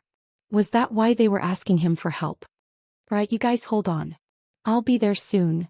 In any case, he had taken something good from them. Naturally, Xianxia could not leave them in the lurch. Therefore, he agreed to Jiang Yuankui's request. He wanted to take this opportunity to see for himself. Chapter 382. After explaining the situation to Qin Ruiying, Xianxia set off for Daoist Island. As soon as he got close to the waters around Daoist Island, the sky suddenly darkened. Thunder and lightning intertwined and torrential rain poured down. Thick fog rolled and rose from the surface of the sea, and the sea looked as if a tsunami was approaching. The waves surged over one after another as if thousands of soldiers and horses were screaming, charging, and fighting. From time to time, waves soared into the sky, creating splashes of water that were more than 10 feet high. It was a spectacular sight that could not be described with words. Because the Jiang family had activated the protective array, even Xianxia could not see what was going on inside. When he forcibly broke open a crack in the array and was about to enter, a surging and violent wave of spirit qi suddenly surged out from the crack. Xianxia only sensed it briefly, but he frowned on the spot. This was the remnant aura after the great battle. At the same time, there were 2 distinct waves of true origin in this aura. This meant that the battle had reached its climax and both parties did not even bother to restrain themselves. That was why so much spirit qi had leaked out. Xianxia could only hope that the old man could hold on for a while longer. After all, he was not here to collect the Jiang family's corpse. Thinking of this, Xianxia couldn't help but speed up his movements. With a flash, his entire person directly entered the grand formation. As soon as he entered the array, he saw a field of wildfire, thick smoke and dilapidated walls. Daoist Island. Where was the beautiful and spectacular sight that Xianxia had seen when he first came here? Zhou Xian Island, which was located at the westernmost tip of Daoist Island, had half a mountain cut off. Many Jiang family members who were lucky enough to survive could only hold on to broken logs and cry in the sea. The island was shattered and the mountain was flattened. The wildfire lit up the forest and thick smoke filled the sky. The 17 islands of Daoist Island. There were only 1 or 2 that had not been affected by the great battle. It could be said that heaven and earth had lost their color, and all living things were crying out in grief. It was a scene of misery and suffering. Rumble. Rumble. The battle was not over yet. Every time Wuxia and Jiang Yan clashed, the shockwaves produced by the collision of their Jinyuan would instantly destroy everything around them. Thunder continued to rumble and the earth trembled violently. This scene was very similar to the carpet bombing tactics of World War II. Thus, compared to the Jiang clanspeople in the sky, the Jiang clanspeople with shallow cultivations below were the ones who were truly living in fear. They would never know when the next wave of attacks would befall them. They watched as their loved ones fell one after another in the aftermath of the great battle, or were directly smashed into meat paste by the dissipating true essence.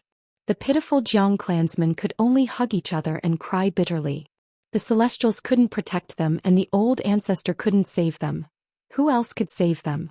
Blood flowed like a river and corpses piled up into mountains. Tens of thousands of people were in grief, their wails shaking the heavens. Looking at the tragic scenes in front of him, Xianxia, who was used to living in a civilized society, felt a little uncomfortable for a moment. Although he had only returned for a little over a year, he felt that he had been away from that cruel world for far too long. Until this moment, he finally found the feeling he had back then. The battle between Yuanying was indeed more terrifying than he had imagined. Both of them were experts. Experts naturally didn't need to be compassionate, nor did they need to be overcautious. However, looking at the grief-stricken mortals below, combined with what he had seen and heard during this period of time, Xianxia couldn't help but have a question in his mind.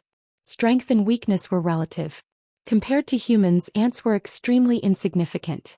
But compared to immortal cultivators, what was the difference between an ordinary person and an ant? At this moment, Xianxia suddenly had an epiphany and completely forgot where he was. He actually fell into deep thought just like that. Strength was divided into strong and weak. All living things were equal. Even if they were as insignificant as ants, as a life between heaven and earth, they should receive the least amount of respect. In front of humans, ants were insignificant. But in front of planets like Tiantian or Earth, weren't humans also insignificant and insignificant? Any wave of tides was enough to affect all life on this planet. The dinosaurs were extinct. The ancient immortal cultivators were lucky enough to escape. In front of heaven and earth, all living things were equal.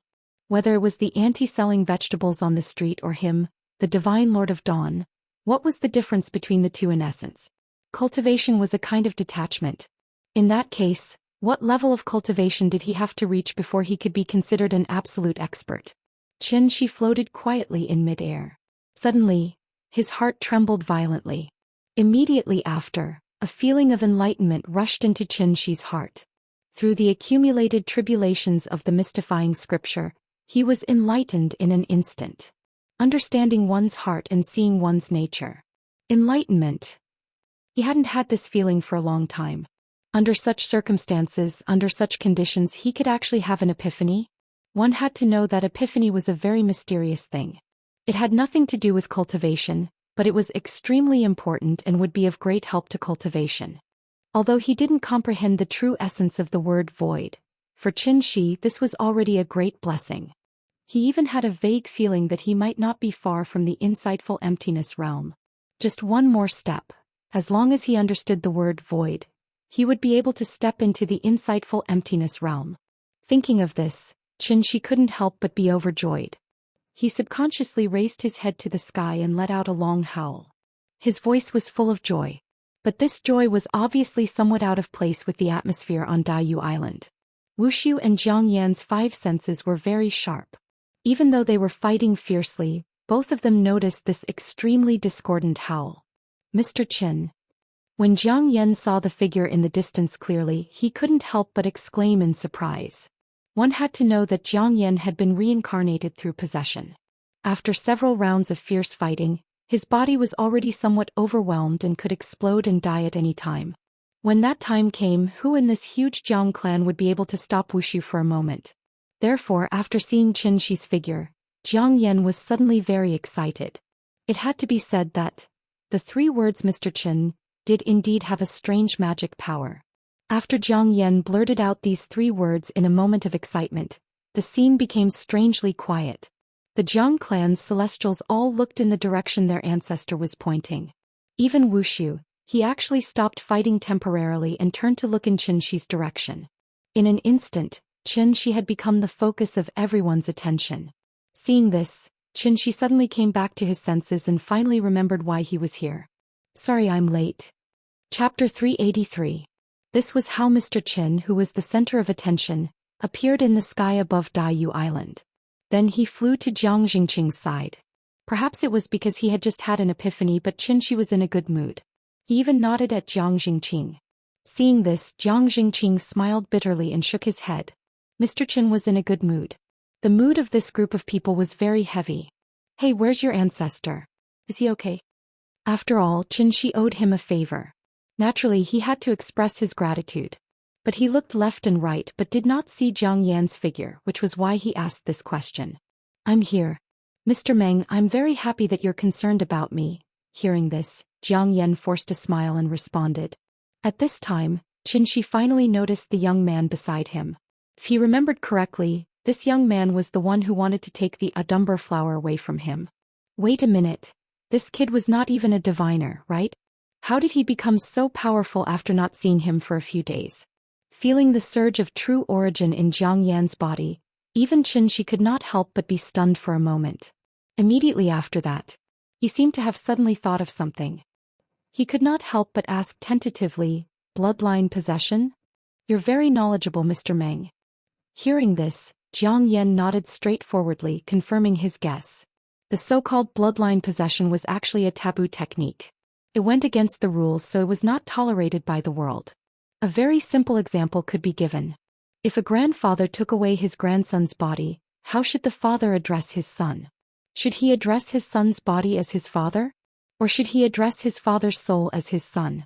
No matter who it was, they would not be able to accept such a strange thing. But even so, bloodline possession was still a common occurrence. After all, compared to outsiders, the possessor and the possessor shared the same bloodline. After possession, it was naturally easier for the possessor to unleash his original strength.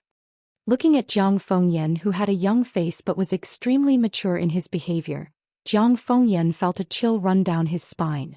Qin Shi was speechless. However, this was someone else's family matter after all. As an outsider, he had no right to interfere. In fact, Qin Shi had long felt that this old man was very sinister, but he did not expect this old man to be even more sinister than he had imagined. The old man had used the soul crystal to live for thousands of years. Qin Shi thought that he had taken over the body so he could only stay in the soul crystal for the rest of his life. He didn't expect the old man to have such a trick up his sleeve. It wasn't until today that he seized his great-great-great-grandson's body. Jiang Fengyan was a good material. He could be considered to have excellent aptitude. Otherwise, he wouldn't have been able to take half a step into the Deva realm at such a young age. With such aptitude, if placed in the heavenly jade domain, no matter which sect, he would be listed as a core disciple. Thinking of this, Qin Shi couldn't help but come up with a guess. Could it be? The old man had predicted that with the revival of spirit qi, there was a perfect candidate for possession, so he simply took advantage of this opportunity to seize Jiang Fengyan's body openly? He trapped himself in the soul crystal and tortured himself for thousands of years, just to welcome the glory of tomorrow? What a vicious heart. What a deep mind. People who were vicious to others were not scary. People who were vicious to themselves were the ones who were truly scary. Qin Shi's mind was in a whirl, but his face did not show any abnormality. His conversation with Jiang Yan was short, so it did not take up too much time. After saying that, Xianxia turned his gaze to Wuxia. After all, this was his real enemy. It had to be said that the atmosphere above Daiyu Island was somewhat stifling. Wuxia was still holding 2 flags in his hands, flying alone not far away from the Jiang family. A dignified divine general of Tiandu was now covered in injuries, and he no longer had the sage-like aura he had before. However, even Wuxia's body emitted a sense of exhaustion, let alone the Jiang clan's people. Xianxia only took a cursory glance and found that the Jiang family's pride of 300 divine warriors had been reduced to just over 100. Moreover, they all looked dispirited and there was even some despair and fear in their eyes. It was obvious that the Jiang family had paid a heavy price in this battle. It could be said that they had suffered a great loss. If it wasn't for his appearance that made the 2 sides stop fighting for a while, then it would not be long before. Then Daiyu Island would be completely wiped off the map by Wuxia.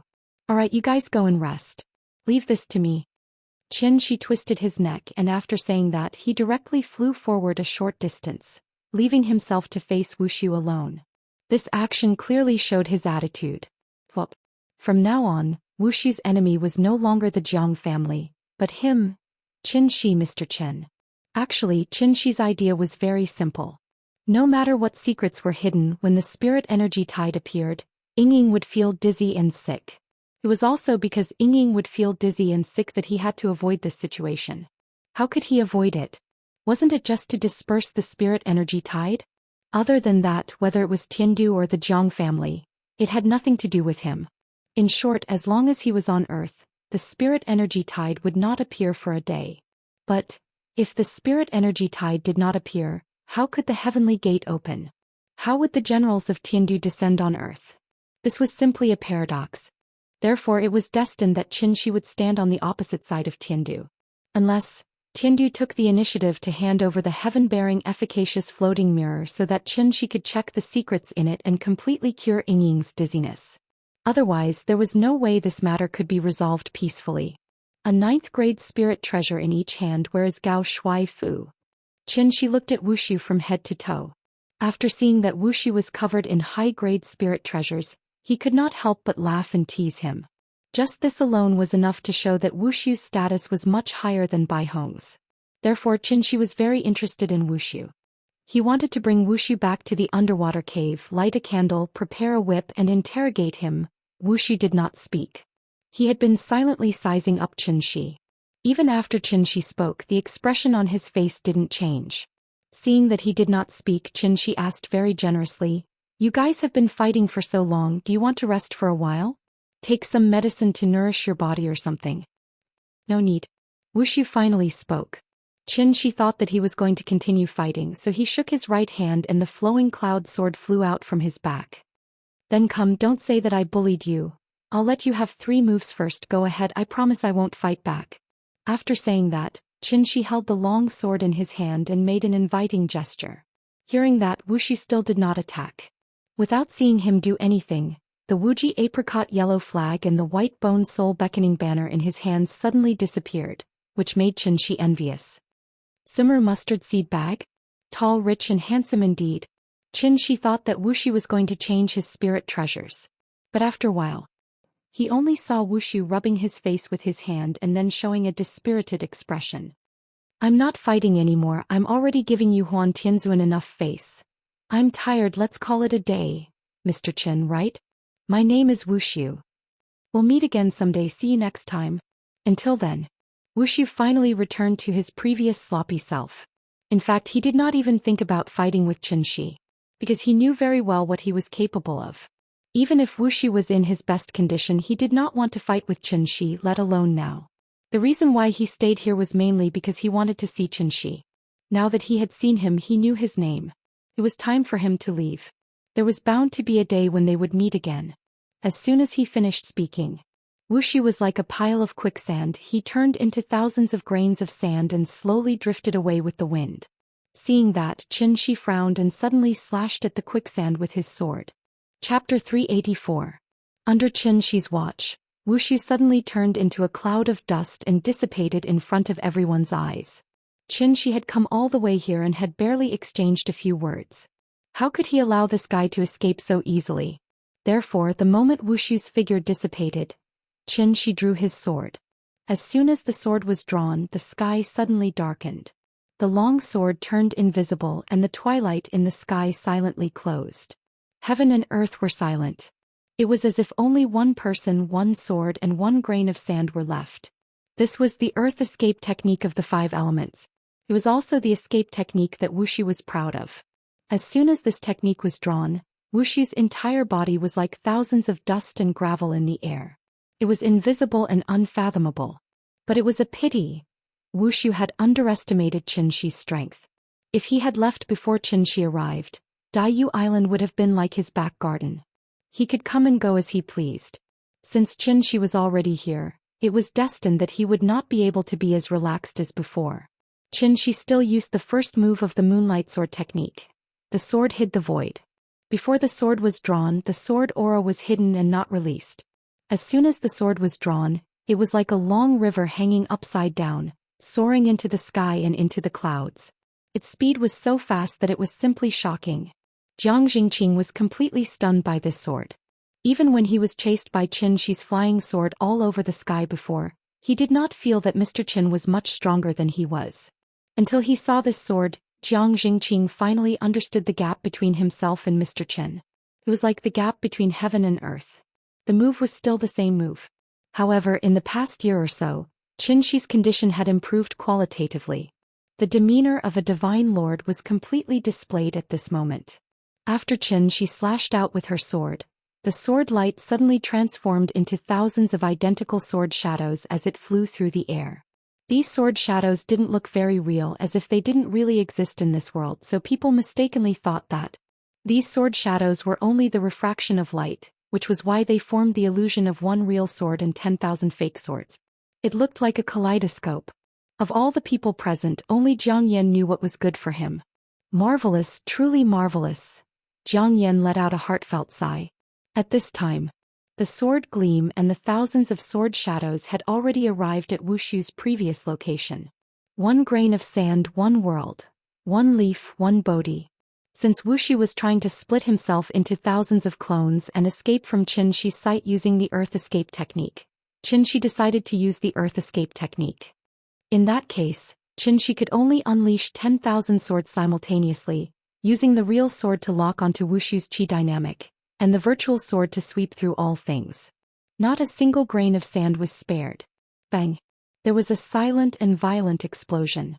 It was as if a piece of the sky had been forcefully ripped out, leaving a strange vacuum zone in the sky above Daoist Island. In this vacuum there was no air, no dust, and even the sunlight seemed to be frozen. And this was clearly the real A sword concealing the void. Crack! Suddenly the sky cracked open like a broken mirror. The light in that position began to distort, and a figure appeared out of thin air in the originally empty sky. First it was a pair of legs, then thighs, waist, chest, neck, and finally head. Wuxia's figure slowly appeared. You. Wuxia stared at his own body with wide eyes, and his face suddenly revealed an expression as if he had seen a ghost. To put it bluntly, this was the ultimate life-saving technique that he relied on to survive. How could it be so easily broken by Xianxia?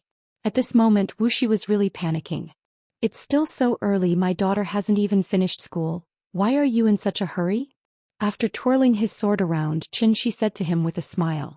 Wuxia was silent.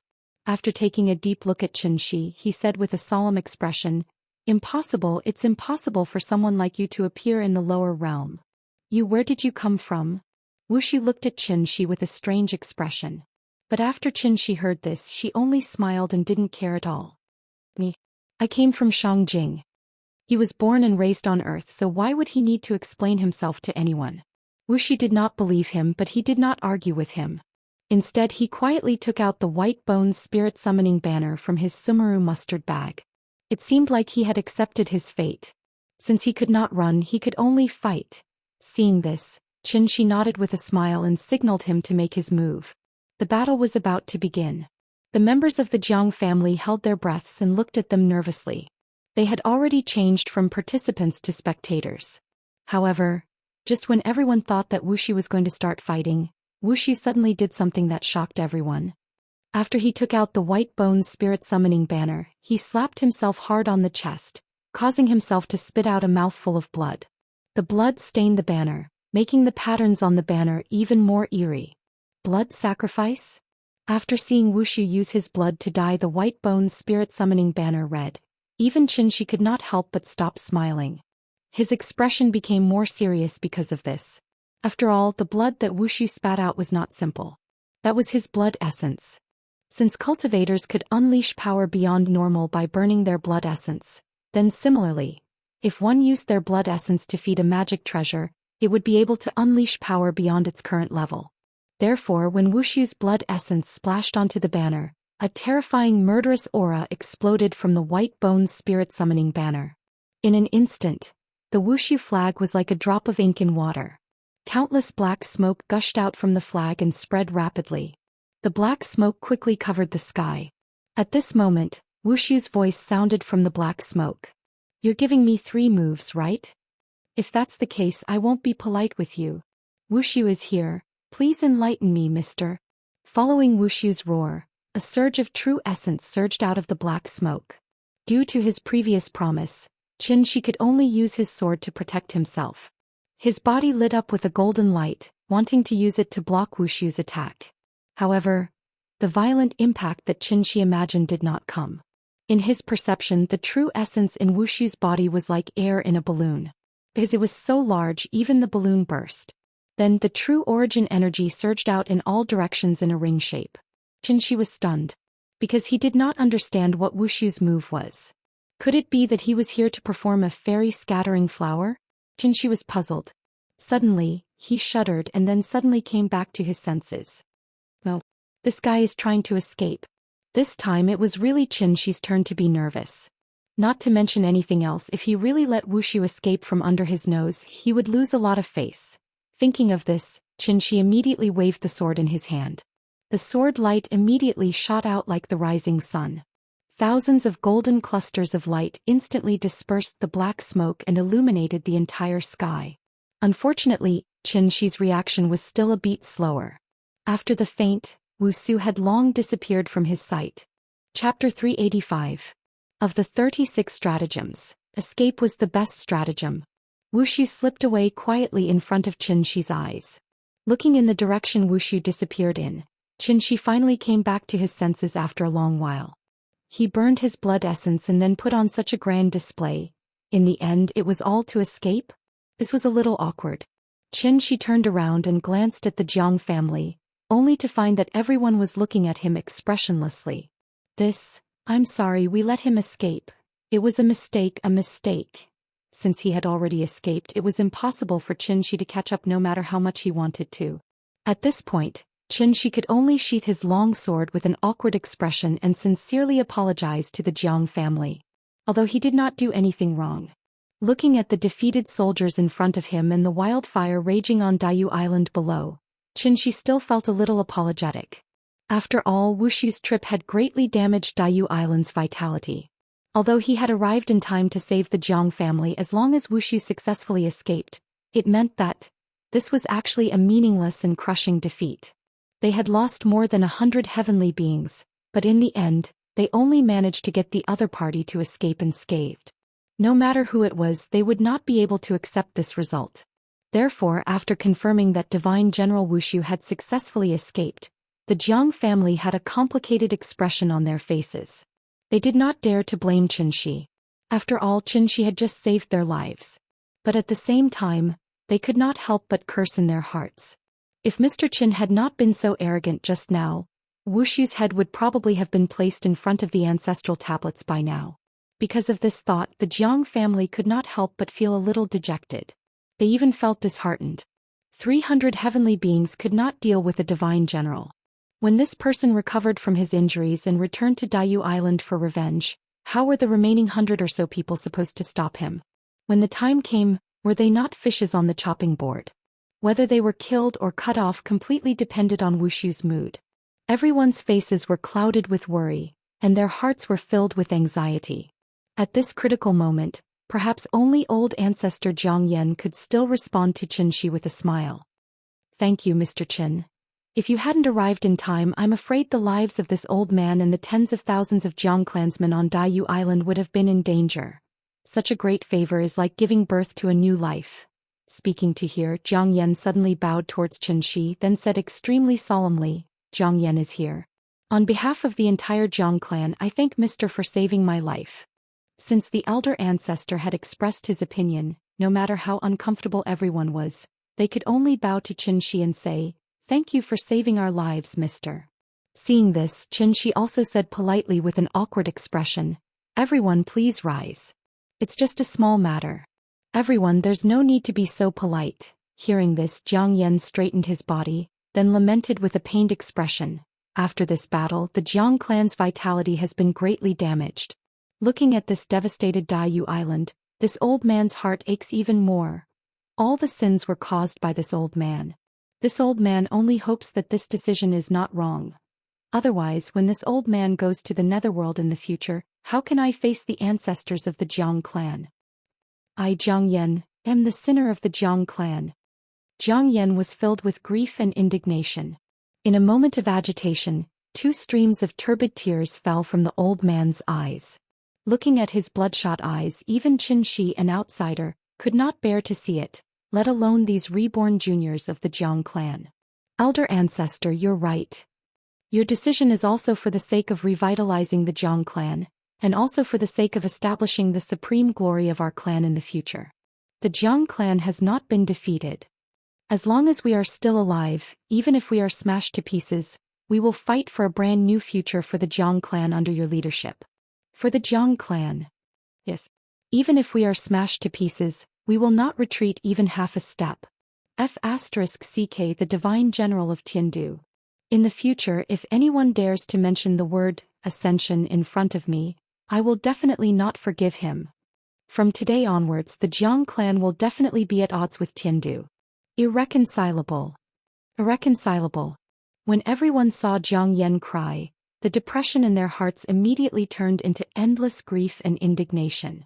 Suddenly their morale was even higher than before. Xianxia stared dumbfoundedly at the scene in front of him. Everyone surrounded Jiang Yan and made bold statements. Jiang Yan, on the other hand, occupied Jiang Fingyan's young body.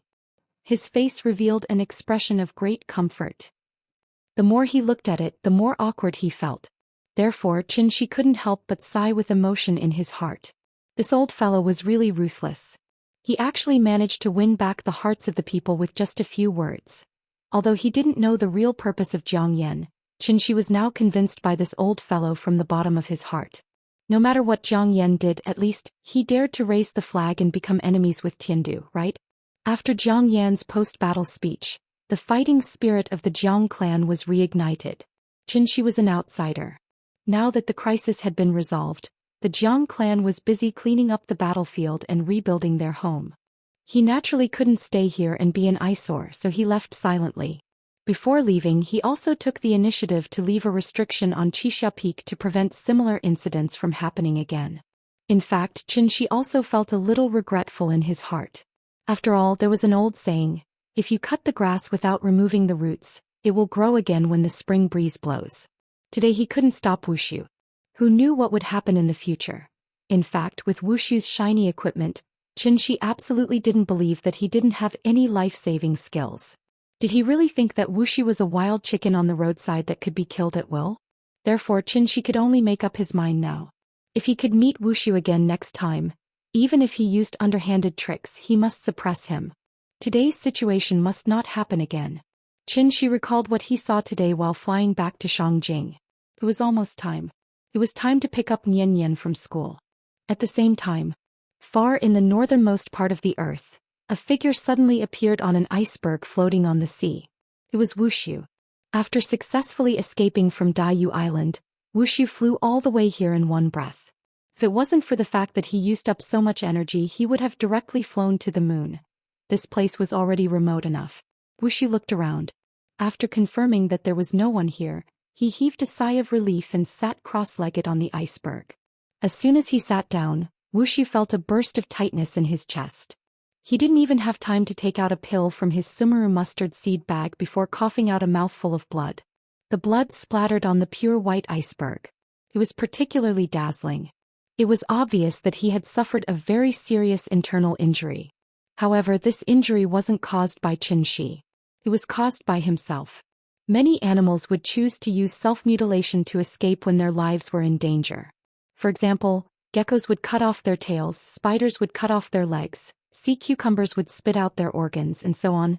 The reason why Wuxia was able to escape from Xianxi's eyes was because he used a method similar to this principle. That was blood escape. Using the blood escape would consume one's own essence blood. How important was essence blood to immortal cultivators? Wuxia would never use it unless he had no other choice. He was forced into a corner by Xianxi. However, no matter what, it was better to be injured than to die, right? At the thought of this, Wuxia chuckled. He could not help but reveal a smug expression on his face. Baihong and Zhou Xian didn't know how to use this secret technique. He was the only one who knew how to use it. Mr. Qin, right? I remember you. You let me have 3 moves first, right? Just you wait. Next time I'll let 300 divine generals attack you once, and then I'll let you have 3 moves first. I'll keep my word. Wuxia looked up at the sky and threatened. However, he was so excited that he spat out another mouthful of blood. Do you think everything will be fine just because you've blocked the divine gate? At this moment, Wuxia had reverted back to his crazy self. He was severely injured, but instead of healing himself, he sat on the iceberg and muttered to himself. Master once said, the soul mirror will be unsealed within 10 years. Let me calculate the time. 1 year in heaven, 8 years on earth. If that's the case, doesn't that mean I'll have to stay in the lower realm for a full year? Wait, doesn't that mean I'll lose 10 years of my life for nothing? No wonder no one wants to come to the lower realm. Yuhuan Tianzuan, oh Yuhuan Tianzuan, I'm going to lose big this time. You'll have to make it up to me when the time comes. Chapter 386. November 1st, Halloween in the West. Although many kindergartens were celebrating the Western Festival now, Donghua Gate Kindergarten did not promote the Western Festival in the park due to its pure bloodline. Therefore, for the children in the park, today was just a very ordinary day. The only thing worth noting was probably the temperature today. Because winter had arrived in Shangjing again. This year's winter was slightly later than last year, but as soon as November passed, the trees on both sides of the street shed their leaves one after another. They held up the graceful branches of the dead trees as if they were welcoming the coming winter. The cold wind blew through the corner of the street and rolled up some leaves that had not been cleared. Perhaps because the kindergarten was next to the Forbidden City, it was particularly quiet here. In the alley, pedestrians hurriedly walked by in 2s and 3s, as if they did not want to stay in the cold wind for a moment longer. The road outside the kindergarten was already filled with cars that came to pick up children from school. The parents sat in the cars to keep warm and the cars breathed out heavy air. Only Xianxi stood alone in front of the gate. He was wearing a black windbreaker and he was standing like a javelin. At first glance, Xianxi looked a bit like a security guard in front of the sales department.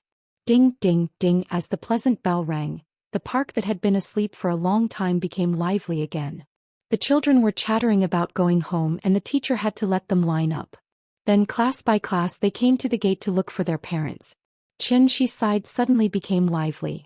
The parents scrambled to the side of the gate, wishing that they could immediately pull their children out from behind the iron gate. Xianxi was not in a hurry and Yan was not in a hurry either. This was because as soon as she walked out of the classroom, she saw Xianxi's figure as usual. Xianxi's figure, like a lighthouse on the sea, even if life was like waves and tides, he would always wait there firmly, silently waiting for Yan to appear. Dad. Dad. Dad. Yan stood on the steps, excitedly waving her small hands at Xianxi. The 2 brothers followed behind her, one on her left and one on her right. They looked like 2 incomparably loyal little guardians. The children of the older class had to walk last, so after most of the children had left with their parents, the 3 little fellows ran out of the school gate under the guidance of the teacher. As soon as she crossed the iron gate, Xianxi didn't even have time to hug her before the little girl very sensibly turned around and said to the teacher with a grin, "Goodbye, teacher." Bye, Yan. Wenwen Mingming, see you tomorrow. Good. See you tomorrow. Unknowingly, the 2 brothers had developed the habit of not wanting to go to school if they didn't see Yan. So now the 3 children were all picked up by Xianxi. Gulao only needed to wait in the tea house. It was not that he was discriminating against ordinary kindergartens. It was just that the threshold for kindergarten teachers was too low. Naturally, there were good and bad teachers. Therefore, it was difficult for ordinary kindergarten's teachers to be as meticulous and patient as Donghua Gate Kindergarten. And this was the so-called professionalism. Under the patient guidance of the teachers, in addition to changing her accent, Nian Yan's wild nature, which had been spoiled by Qin Shi and his wife, gradually began to be restrained. In the beginning, under the guidance of Aunt Zhang, Nian Yan was like a little girl in the mountains. At a young age, she knew that she had to share the burden of the family and never cause trouble for Aunt Zhang. Later, Qin Shi and his wife came back and the family of three was finally reunited.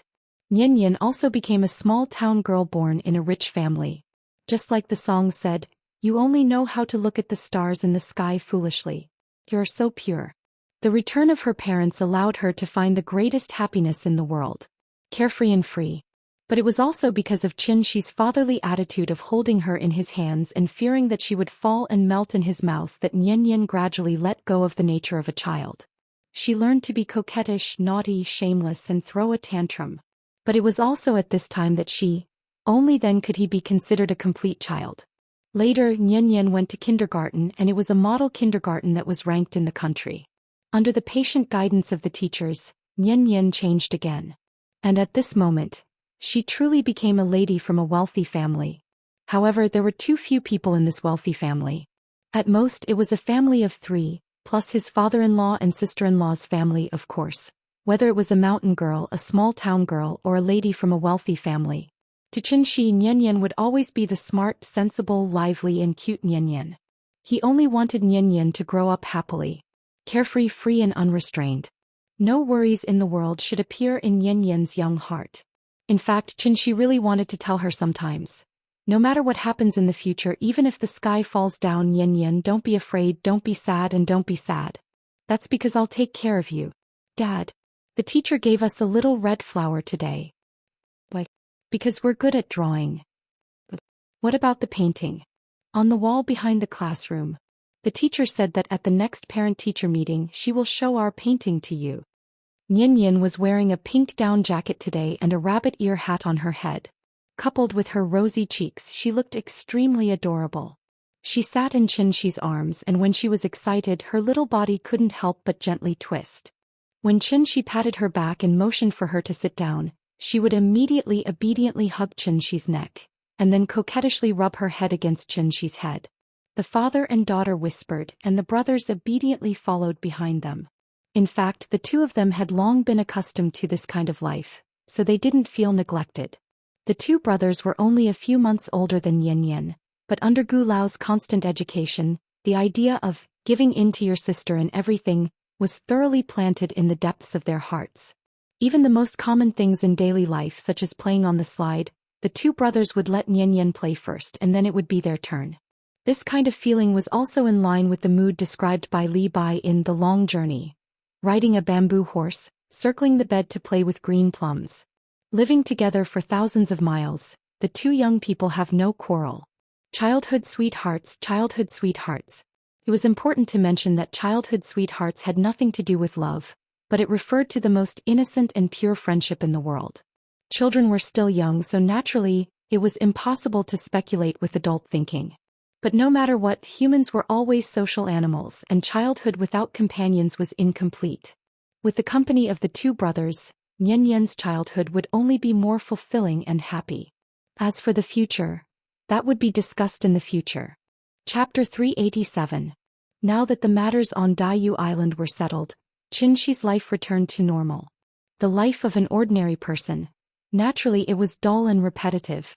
Nian Yan spent most of her time in kindergarten, so the tea house was fully taken care of by Qiao Yuan. Qiao Yuan graduated from the best university in Wuxia, so a small tea house was not a problem for her. College students nowadays were very smart. Perhaps it was because Qiao Yuan had been living with Qin Shi's family for a long time, so under the influence of Qin Shi's family, Qiao Yuan looked more mature. She was very smart and knew what to listen to and what not to listen to. She also knew what to ask and what not to ask. As the saying goes, one is marked by the company one keeps.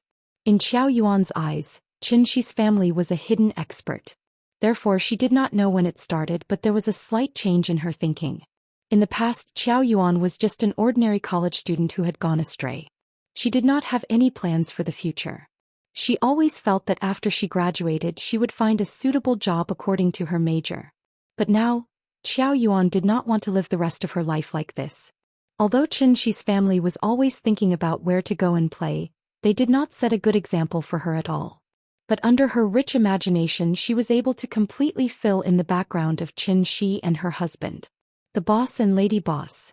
They were the modern version of Yanghua and Xiaolongnu. They had seen the prosperity of the world, crossed thousands of mountains and rivers, but in the end, they resolutely chose to retreat from the turbulence and live a seemingly ordinary, but happy and stable life with their loved ones. This was Xiao Yuan's dream, and also her role model in life. It was just that Xianxi's family had reached the end, while she had just started.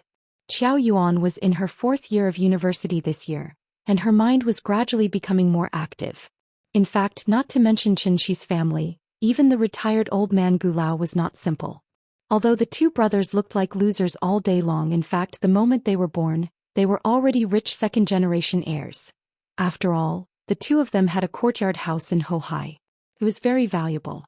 The little girl's mind was active and she didn't know what Xianxi was busy with recently, so the responsibility of playing chess and chatting with Gulao naturally fell on her shoulders. Needless to say, this old man and young man actually got along quite well. Although Gulao didn't specifically teach Xiao Yuan anything, this little girl would always inadvertently learn things that couldn't be learned in school. Xiao Yuan was accumulating herself, just like the sweeping monks in the scripture depository. When she decided to leave the small tea house, it was time for her to set sail and usher in her brilliant life. Day after day the cycle repeated itself. Like a sponge, Xiao Yuan studied and improved herself crazily, while Gulao enjoyed the rest of his life. Qin Ruing was in closed-door cultivation all day long, and Xianxi rarely showed up except to take the 3 children to and from school. Because Xianxi was busy with something important. A very, very big thing. For this, after Xianxi sent Nian Yan to school every day, he had to cross the entire Pacific Ocean and go to the United States, which was far away on the other side of the ocean. Of course, Xianxi didn't go to the United States for fun but for work. The adumbra flower was so precious, naturally, it couldn't be refined with an ordinary iron basin. And Xianxi didn't have enough materials to refine a new alchemy furnace, so refining the adumbra flower became a big problem. So after thinking about it, Xianxi finally decided to use the power of nature to refine the elixir. That was, heaven and earth as the furnace, nature as the work, yin and yang as the charcoal, all things as the copper. Therefore the supervolcano in Yellowstone Park was his first choice. The so-called supervolcano was a large-scale eruption volcano that could change the world's weather after eruption and even threaten human beings. Yellowstone Park was once the world's largest national park, and Yellowstone Volcano was the world's largest supervolcano. Mount Fuji was an active volcano, but it wasn't a supervolcano, so it didn't have the qualifications to enter Xianxi's consideration. Refining elixir was a very complicated thing. The energy cultivation elixir that he refined in the past was actually rubbish, so Xianxi didn't care at all. Now that he finally had the best ingredients, Xianxi naturally had to pay 120% attention. Configuring the prescription, screening the ingredients, analyzing the medicinal properties, choosing the furnace, and so on. After doing all this preliminary work, Xianxi could officially start refining the elixir. This day, December 1st, Shangjing had just welcomed the first snow, but Yellowstone Park was already covered in snow. Looking around, the dense pine forests rose and fell, and the rolling mountains were covered in morning fog. Animal footprints crisscrossed the snowy plains, and hot springs rose and fell one after another. Because the world's largest supervolcano was buried below, Yellowstone Park had a wonderful scenery that was difficult to see in other places during winter. When the warm water vapor sprayed into the cold air, the water molecules would instantly solidify into a rain of small ice pellets, forming an extremely rare geothermal fountain. So what kind of park was this? It was simply a paradise on Earth. Yellowstone Park covered an area of up to 9,000 square kilometers, 1/3 larger than Zhonghai's 6,000 square kilometers. Because of the need to close off the mountains to cultivate forests, the park would be completely closed at the end of October and would only reopen in mid-December. During this time, only a few scenic spots could be visited. Therefore, when Xianxi arrived at the park, there was not a single tourist in the huge park. This was not the first time he had been here. After the volcanic eruption cooled down, it would produce hard and impermeable basalt. After rainfall, it would generally produce a large lake. Therefore, the crater of Yellowstone Park was not protruding like Mount Fuji, but hidden under Yellowstone Lake.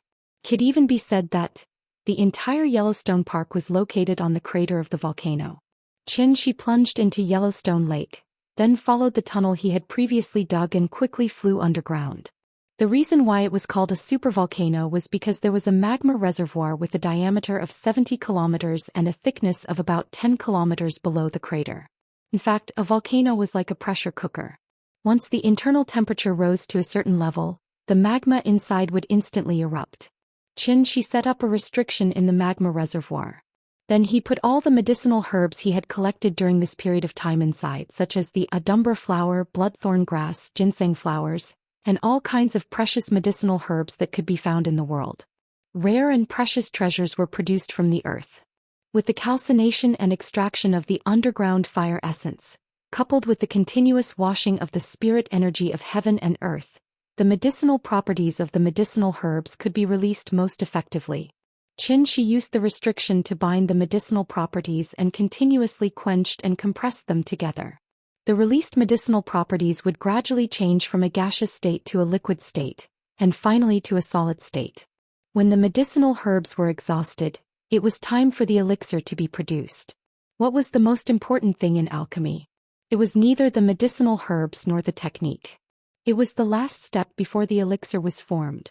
Because this was not an ordinary Chinese medicine, the moment the elixir was produced, it was like forcibly opening the lid of the pressure cooker. Boiling hot steam would instantly rush out. What Xianxia had to do was to smoothly take the elixir out of the furnace from this boiling hot steam. Sounded very simple.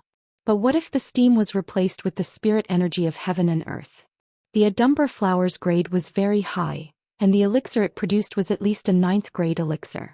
Thus, the accumulation of more than 3,000 years would completely erupt the moment the furnace was opened, along with the elixir.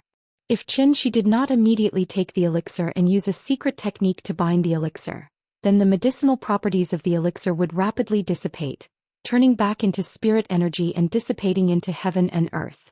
And precisely because of this, when cultivators refined high-grade elixirs, they would usually use a high-grade alchemy furnace.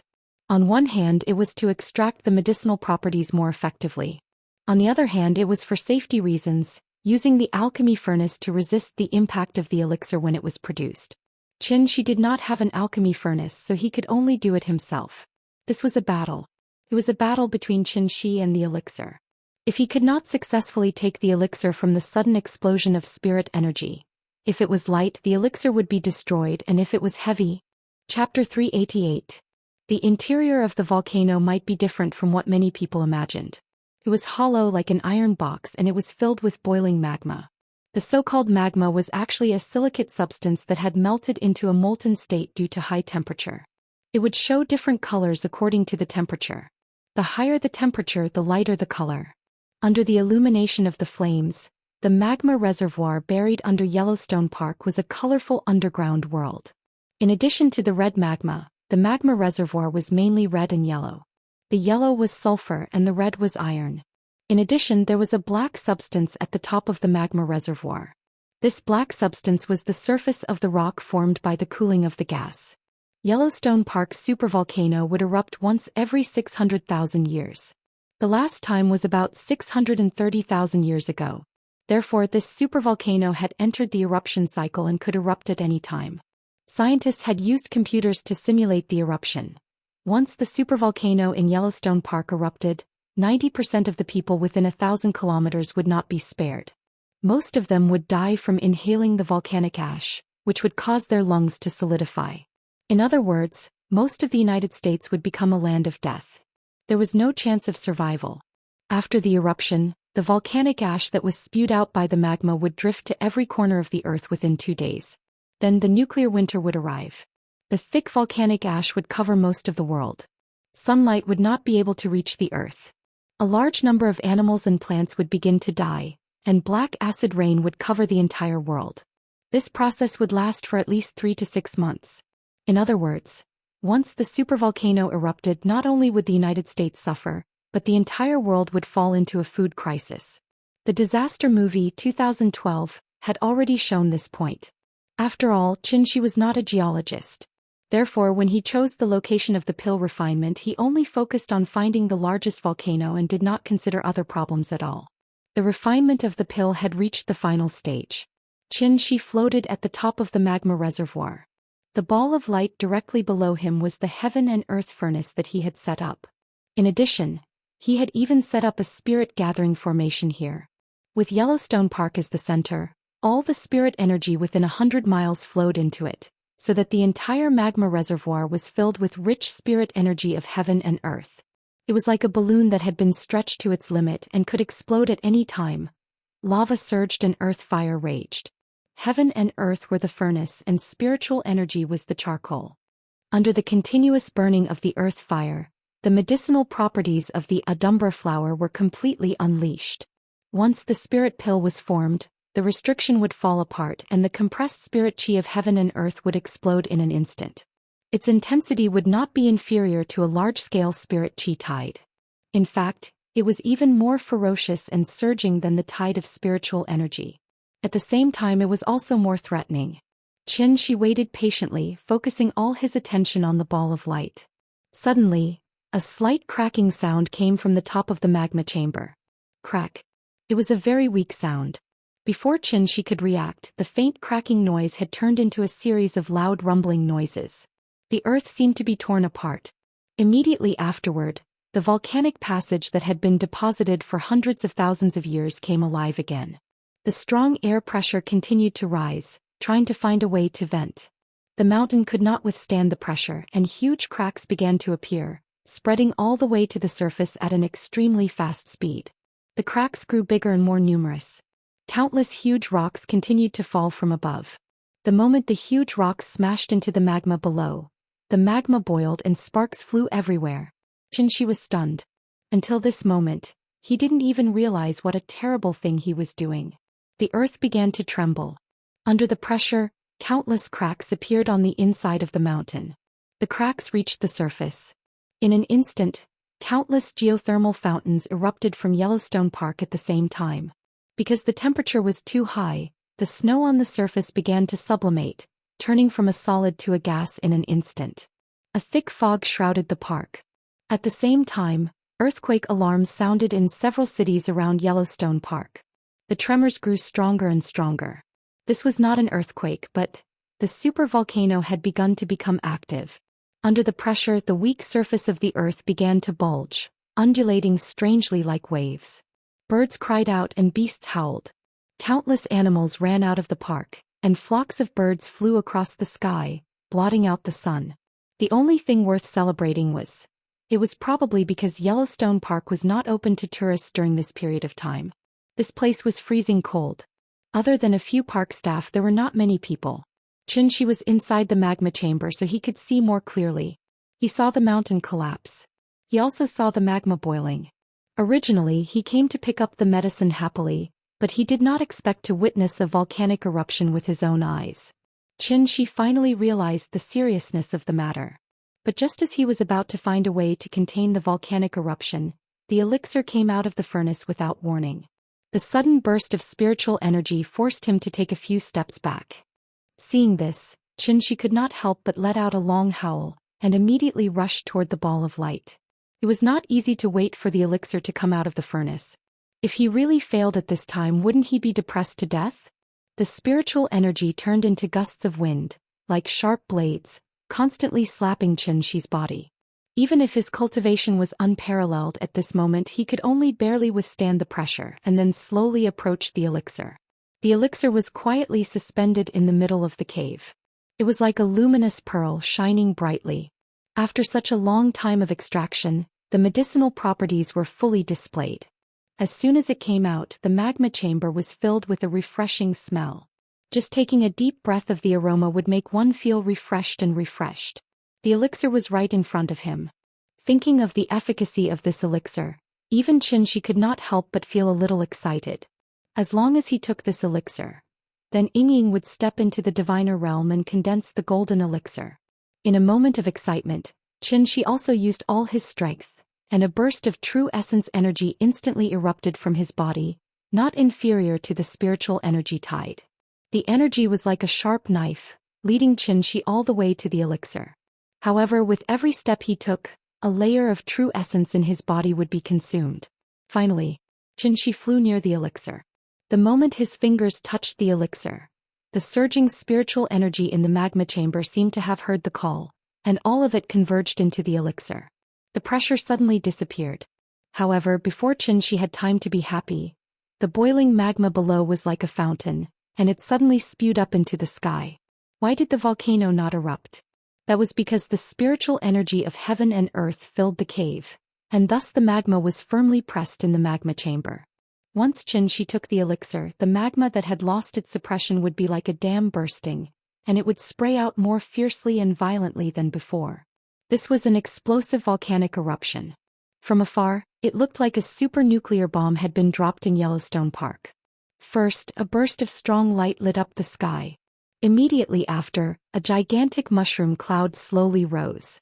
At the same time as the mushroom cloud rose, there were countless bolts of lightning shuttling back and forth. The angry volcano spewed magma and thick smoke, and ferocious electric snakes hissed in the air.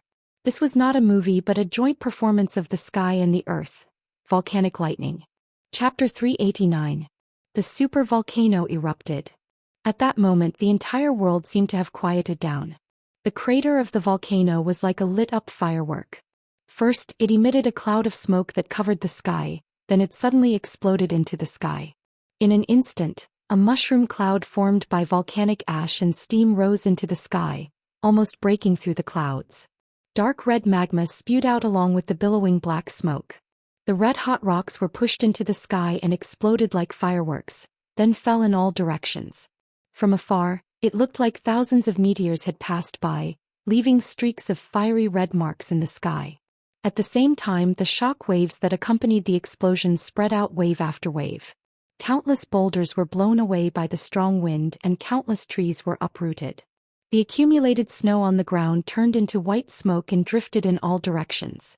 At that moment, all living things cried out and the plants bowed their heads.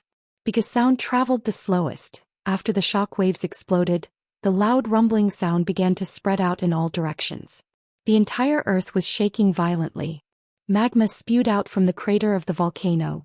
Black smoke filled the sky, and hot flames swallowed a large area of land. This was the anger of nature. All living things were destined to be doomed, and could only helplessly fall into this terrible disaster. This scene, it must be the so-called, the birth of a drought demon. Thousands of miles of land were barren. Starving people were everywhere and not even a blade of grass grew. Xianxia turned into a golden light and flew out of the thick smoke. When he saw the scene in front of him, he finally realized what he had done. The huge Yellowstone Park had become a purgatory. Magma spewed out from the crater of the volcano, spreading out wave after wave. Magma spread all over the ground like a bright red wound and blood was gushing out. This was definitely an accident. Xianxia looked at the scene in front of him, dumbfounded. After he came back to his senses, he began to think about how to remedy the situation. After all, he was not a patriot. Although the United States was annoying, the people of the United States were innocent. Xianxia's worldview was not so twisted and dark. How to remedy it? This was really a problem. Volcanic eruptions were not short-lived, but rather a continuous process. Once this hole was opened, magma would continuously gush out from the ground. This would last for at least a few hours, at most a few days or even a few years. Rain could not extinguish a volcano. This was because volcanoes were not only found on land. There were also volcanoes under the sea. Even the sea could not extinguish a volcano, let alone a few heavy rains. Xianxia looked at the crater with a worried expression. After thinking for a long time, he finally came up with the simplest and most violent method, and that was, he directly blocked the volcanic crater. Just like the pressure cooker, wouldn't the problem be solved once the lid was put back on? This restriction didn't even need to be too exquisite. It just needed to be hard and strong enough to withstand the pressure from the magma reservoir. Thinking of this, Xianxia immediately began to work hard to arrange. As long as they acted quickly, they might be able to save many lives before the magma spread to the nearby cities. While Xianxia was busy cleaning up the mess, Karakoram. This was a place Xianxia was very familiar with. However, this place hid many secrets that no one knew about. It was cold here. Other than the snowy mountains that had not melted for thousands of years, there was only the blue sky and white clouds. There were many mountains here. After climbing over a tall mountain, one would see countless tall mountains. Above the white snow, in the middle of the vast mountain range, there was a seemingly ordinary 10,000-year-old snow mountain. It was not high enough, nor was it dangerous enough. In addition to this remote terrain, it did not even have a widely spread name. It was just the most inconspicuous mountain among the vast mountains. However, 10,000 years ago, it also had a very beautiful name, which was Floating Mist Mountain. The green grass could be waves and the blue sea could be dust. The green hills could be turned into a flowing ocean, and the sea could also be turned into the land where dust had settled. Tens of thousands of years had passed. The glory of Floating Mist Mountain had turned to dust with time. The current Floating Mist Mountain was probably just a barren snowy mountain. But today, however, this barren snowy mountain welcomed an uninvited guest. Zhang Yan.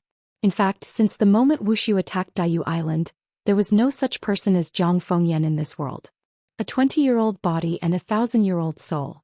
After a month of recuperation, Zhang Yan had completely adapted to this body, so with every movement he made, his body naturally exuded a weather-beaten feeling.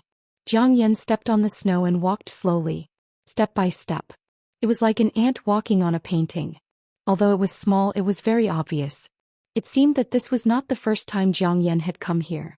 But perhaps because it had been too long, he would stop and look around after a few steps to make sure that he did not take the wrong path. He did not fly but walked slowly on the snow. But as he walked, Zhang Yan's figure actually disappeared into thin air just like that. As he walked into a formation. The instant he stepped into the array formation, a passageway appeared before Zhang Yan's eyes. Zhang Yan did not even hesitate and walked straight into the tunnel. There was no light source in the tunnel, it was pitch black. But Zhang Yan had no intention of lighting a light at all. He continued to walk forward without stopping. He did not know how far he had walked before a faint light appeared at the end of the tunnel. Seeing this, a faint smile immediately appeared on Zhang Yan's face. At the end of the tunnel was a hall. There was only a faint green light source inside. From afar it looked like a will-o'-the-wisp. It wandered in the hall while emitting a dim light. The moment Zhang Yan stepped into the hall, an old voice sounded in the hall. Who's here? It's me, Zhang Yan. The young man's voice was good. The energetic voice suddenly formed a sharp contrast with the lifeless voice. And as soon as Zhang Yan's voice fell, the hall that had been silent for a long time seemed to come alive again. Zhang Yan. Zhang Yan. Zhang Yan. Countless different voices sounded in every corner of the hall. Just like the many spectators sitting around, the moment they saw Zhang Yan appear, they cheered in unison. But these voices sounded like the voices of dried corpses. It was dry and shriveled, and at the same time it was a bit harsh and hoarse. Zhang Yan seemed to enjoy the feeling of being the center of attention. After a while, he raised his arms and signaled for everyone to be quiet. The cheers stopped abruptly. At this time, Zhang Yan faced the center of the hall and said slowly, "I'm sure you all know what's going on outside. So now I just want to ask, the oath back then, is it still valid now?" After that, Zhang Yan began to look around. But no one answered him. The entire hall was silent. It was quiet and empty. It was as if he was the only living person in the room. Zhang Yan stood in the center of the hall and waited silently. After a long while, the old voice sounded again. "How can the oath of the 9 serenities be taken lightly? Since you have decided to come out, we will not continue to endure here. Go ahead and make the arrangements. If there is no doubt, I am willing to respect Zhang Yan as the co-leader of the 9 serenities and lead us to fight against Tiandu. Do you have any objections?" As soon as this question was asked, there was a sound of agreement in the hall. Seconded. Seconded. Seconded. Just like the company's board of directors, Zhang Yan was officially elected as the new CEO of the 9 serenities. There were 9 levels of heaven and 9 levels of earth. There was Tiandu above and the 9 serenities below. The 2 words 9 serenities were the fundamental reason why Zhang Yan dared to go against Tiandu. For this, he was even willing to sacrifice the entire Zhang family and offer up all the remaining celestials on Daiyu Island for the 9 serenities to take. That's what he wanted. Chapter 390. After Qin Shi busied himself for half a day, the mess in Yellowstone Park was finally cleaned up. For this reason he specially set up a super large restriction to completely seal the magma reservoir. In fact, this could be regarded as a blessing in disguise. After Xianxia's messing around, part of the pressure on the Yellowstone Park's supervolcano had been removed. Coupled with the effect of the restriction, the next natural eruption of this volcano was estimated to be tens of thousands of years later. If the United States knew the truth of this matter, they would probably only be grateful to Xianxia and would worship him as their ancestor. It was just a short eruption. Although the scale was large, the destructive power was always limited. The only thing that was painful to lose was probably the beautiful natural scenery of Yellowstone Park. Even if they immediately began to rebuild it, it would take many years to form an ecological chain of today's scale. Of course, these losses were not for Xianxia to worry about. He had done what he could and made up for what he could. Therefore, after carefully checking the restriction, Xianxia happily took the spirit pill and embarked on the return journey. Perhaps because he was in a good mood during the flight to Wuxia, he took out the spirit pill from time to observe it. Just a whiff of this fragrant scent was enough to make one intoxicated. Although the grade of this spirit pill was not as high as he imagined, it could barely reach the 6th or 7th grade. After all, the supplementary ingredients were just some ordinary medicinal materials. It was already very good to be able to reach this standard. And with the current conditions on Earth, how could Xianxia not be satisfied with the fact that such a high-grade spirit pill could be refined? Humans should always be content with what they have. Refining pills was a craft and it could not be done without some experience. Refining pills according to a recipe was something that only a worker would do. With Xianxia's years of experience coupled with his understanding of medicinal materials and pharmacology, he could naturally configure a prescription that was really suitable for the current situation based on the existing materials. Therefore, this spirit pill was absolutely unique. It didn't even have a name. Even if one searched the entire Heavenly Jade domain, they wouldn't be able to find a second one. Naturally, the naming rights fell to Xianxia. However, he didn't have any fancy ideas at all. He didn't even bother to come up with a name. He directly began to think about how to divide up the spirit pills. There was only one spirit pill, but it could be divided into several portions. He cut it in half and gave the other half to Yingying. The remaining half would be divided into 3 parts, one for him and one for Nian. Then the last portion would be cut in half. One half would be given to his father-in-law and the other half would be given to Madame Jiang. His sister-in-law had already eaten the heaven and earth treasure before, so she had indigestion. Therefore Xianxia directly ignored Qin Xueqing this time. As for Big Cat and Big Head, their cultivation levels were too low, so it was enough for them to eat some energy cultivation pills. Thinking of this, a name suddenly popped up in Xianxia's mind. Lin Xian. After such a long time, Lin Xian should have stepped into the middle stage of the qi refinement realm, right? Should he cut Madame Zhang's portion in half and give half to her? Xianxia seriously thought about this problem. As he thought about it, he unknowingly returned to Shangjing. During this period of time, as long as he sent Nian to school, Xianxia would immediately go home to accompany Qin Ruing to cultivate.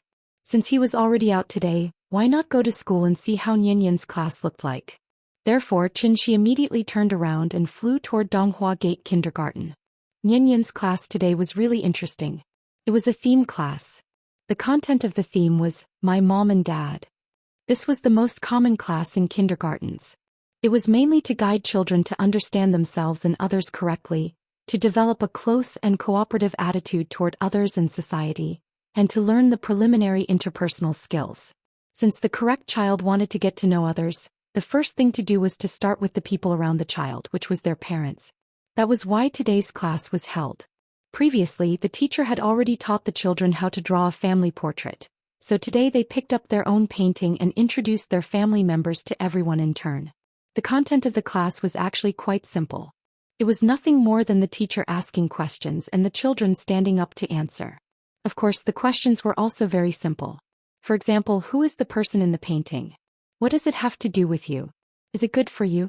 What do they like to do the most? The children stood up one by one to answer. Xianxia hid outside the classroom and listened to every word with great interest. Finally, it was Nian's turn to stand up. The little girl did not have stage fright at all. She pointed at the person in the painting and answered the teacher's questions generously. When the teacher asked her, What does Dad like to do the most? The little thing opened its mouth and replied, Daddy loves to cook the most. Dad's cooking is delicious. I like Dad's cooking.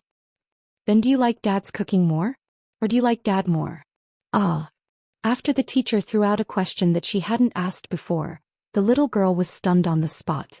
She didn't seem to expect the teacher to ask such a question at all. So after hesitating for a moment, the little girl frowned and whispered softly, I like both. Dad's cooking is delicious. I like Dad. The moment he heard this sentence, the expression on Xianxi's face was very rich. So if your father doesn't know how to cook, you won't like him? The little girl's answer wasn't wrong, but it wasn't perfect. After the teacher's guidance, she finally realized the importance of her father, so she quickly nodded and affirmed, even if Dad's cooking isn't good, I like Dad. Children's words carried no harm. It was actually quite interesting to listen to children talk when they had nothing to do. After the little girl sat down, it was the brothers' turn. Because they were twins, the two of them drew a picture together. The teacher asked questions as usual, but she didn't expect to make a mistake here, and that was, she didn't find out the child's family situation clearly. Therefore, when the teacher casually asked who was the father, the brothers exploded on the spot. We don't have a father. Old Gu didn't teach them this, and the old man wasn't so petty. In fact, it was Gu Yao who taught them this. Perhaps it was because she quarreled with Xianxia when she was alive, so Gu Yao had been holding back her resentment after she died, so she would instill this idea in the brothers from time to time. Of course, they had to listen to what their mother said. So, they didn't have a father. When the brothers shouted this sentence in unison, the teacher knew that something bad had happened. Sure enough, as soon as the brothers finished speaking, the other children were surprised and started to talk about it. Is he a wild child without a father? Mom told me before. If I'm taken away by bad people, then I'll lose my parents and can only become a wild child. Wild child. He's a wild child. Wild child. In recent years, the divorce rate had been increasing, and the impact of parents' divorce on children was definitely the most profound and heavy. This was a sensitive topic. Therefore, the kindergarten teacher paid attention to this issue, and even specifically investigated the family situation of each child before entering school. She didn't think much at that time and directly said the names of Xianxia and Gu Yao. He never thought that the brothers wouldn't recognize this father at all. Chapter 391. Schools nowadays paid attention to humanized teaching. Whether it was kindergarten, primary school, or secondary school, a qualified teacher would always prevent the children from facing these problems directly. Of course, there were also many retarded teachers who would not care about these details at all. Knowing that there were children in the class who had lost their father at a young age, the teacher still assigned similar essay topics such as, My Father, Father, I Want to Tell You, Father's Love, and so on. If this was not retarded, then what was? How should the children write? Should they rely on their imagination to make it up? In fact, this was not an essay at all, but a sharp knife inserted into the children's chests. The children were still so young. If they could enlighten and encourage themselves to successfully walk out of their psychological trauma, then all the child psychologists in the world could be fired. According to the education philosophy of Donghua Gate Kindergarten, this kind of situation was absolutely not allowed to happen. Once the principal found out, the teacher would immediately pack up and leave. Therefore, after hearing the brothers shout that they did not have a father, even the teacher was shocked. It was human nature to be exclusive. Most of the children in the class were either rich or respectable. They had lived in different circles since they were young, so naturally they were more exclusive than ordinary children. Without a father, the brothers were the outliers in the eyes of this group of children. Outliers would always be excluded. When the children shouted "wild children" for the first time, the brothers were labeled as outliers on their foreheads. Regarding this problem, the brothers were very calm. The two of them stood upright in the middle of the classroom, and there was no intention of avoiding the gaze in their eyes. Because in their eyes, this was the truth. And the facts also proved that they only needed their mother and grandpa. Of course, the brothers did not have much of a reaction, mainly because they had not experienced what Nian had experienced. They had not been ridiculed and ostracized by children of the same age, so naturally, they did not understand that the words, "no father," could not be said casually. The class suddenly became lively. Seeing this, the teacher could only quickly signal for everyone to be quiet. But at this moment, the little girl at the side suddenly flipped out. "Don't talk nonsense." Nian stood up from her seat and then shouted at the class with righteous indignation, "They are not wild children. The little girl was very angry. On one hand, it was because the two brothers were the closest to her. On the other hand, it was because she had a deeper understanding of the word, wild child. She didn't like those 3 words, so naturally she wouldn't allow others to say that about her little friend. Wenwen and Mingming's father is on a business trip. My father used to go on business trips too. He only returned after a very long time. That's why they called me a wild child. Let me tell you, I'm not a wild child. My father is back. He comes to school every day to bring me home. Wenwen and Mingming's father will come back too. I'm not a wild child. They are not wild children. We are not wild children. While speaking, the little guy suddenly burst into tears. After all, he was still a child. It was not easy for her to defend herself under such circumstances. After Nian Yan's interruption, the teacher finally came back to his senses and immediately comforted her. Then the teacher used Nian Yan's words and began to guide the children in the class. Everyone's parents were not at home sometimes, so they couldn't be called wild children because of that, right? In order to prevent the 2 brothers from causing trouble again, the teacher didn't even dare to let them speak again. He directly let them sit back in their seats and play a little game with Nian Yan. When Nian Yan gradually stopped crying, the teacher decisively changed the theme of the day, and then led the children to sit on the small train outside the house. There were 3 teachers in a class. The main teacher made such a big mistake, so the teachers in the side class should report it to the principal. But considering that everyone was in the same boat, the teachers in the side class concealed this matter. The small disturbance soon subsided. Nian Yan's little face showed a smile again, but the 2 brothers' faces showed a thoughtful expression. Perhaps from this moment on, the shadow of their father gradually emerged from the bottom of their hearts. She was like a bystander, silently watching the whole process. To be honest, when he saw Nian Yan stand up and passionately defend the 2 brothers, he as a father was really shocked. That feeling was hard to describe. In short, Nian Yan's performance today made him very satisfied. He didn't raise his daughter in vain. Dad will always love you. Forever and ever. Happy she called the big cat who had been squatting on the wall pillar and dozing off. Then he scraped a layer of skin from the elixir and threw it to the big cat. This guy was lying on the school wall every day doing nothing but sleeping. Today the leader happened to be inspecting, so he was happy and gave it such a big gift. It was really a blessing from the sky. The big cat happily jumped around Xi's feet like a dog. She was waiting for the little guy to finish school while thinking about the 2 brothers. He really had to find time to talk to old Gu. Regardless of the grudge between Xia Kaiji and Gu Yao, the child was innocent. How could he instill such thoughts in the child? This kind of thinking was unacceptable. She was seriously thinking about the child's education, but he didn't notice. He hadn't been in seclusion for a long time to seek a breakthrough. He clearly had an epiphany some time ago on Daiyu Island. Now he only needed to concentrate on seclusion, and the day he came out would be the day he reached insightful emptiness. But even so, Shi still didn't plan to go into seclusion. Because he had to pick up Nian Yan from school every day, cook for Nian Yan and play with Nian Yan. These trivial matters took up too much of his time, and made him live more and more like an ordinary person. The life of an ordinary person was trivial, nothing more than some household chores. He could even do nothing all day, just stay outside Nian Yan's classroom and watch his daughter grow up day by day.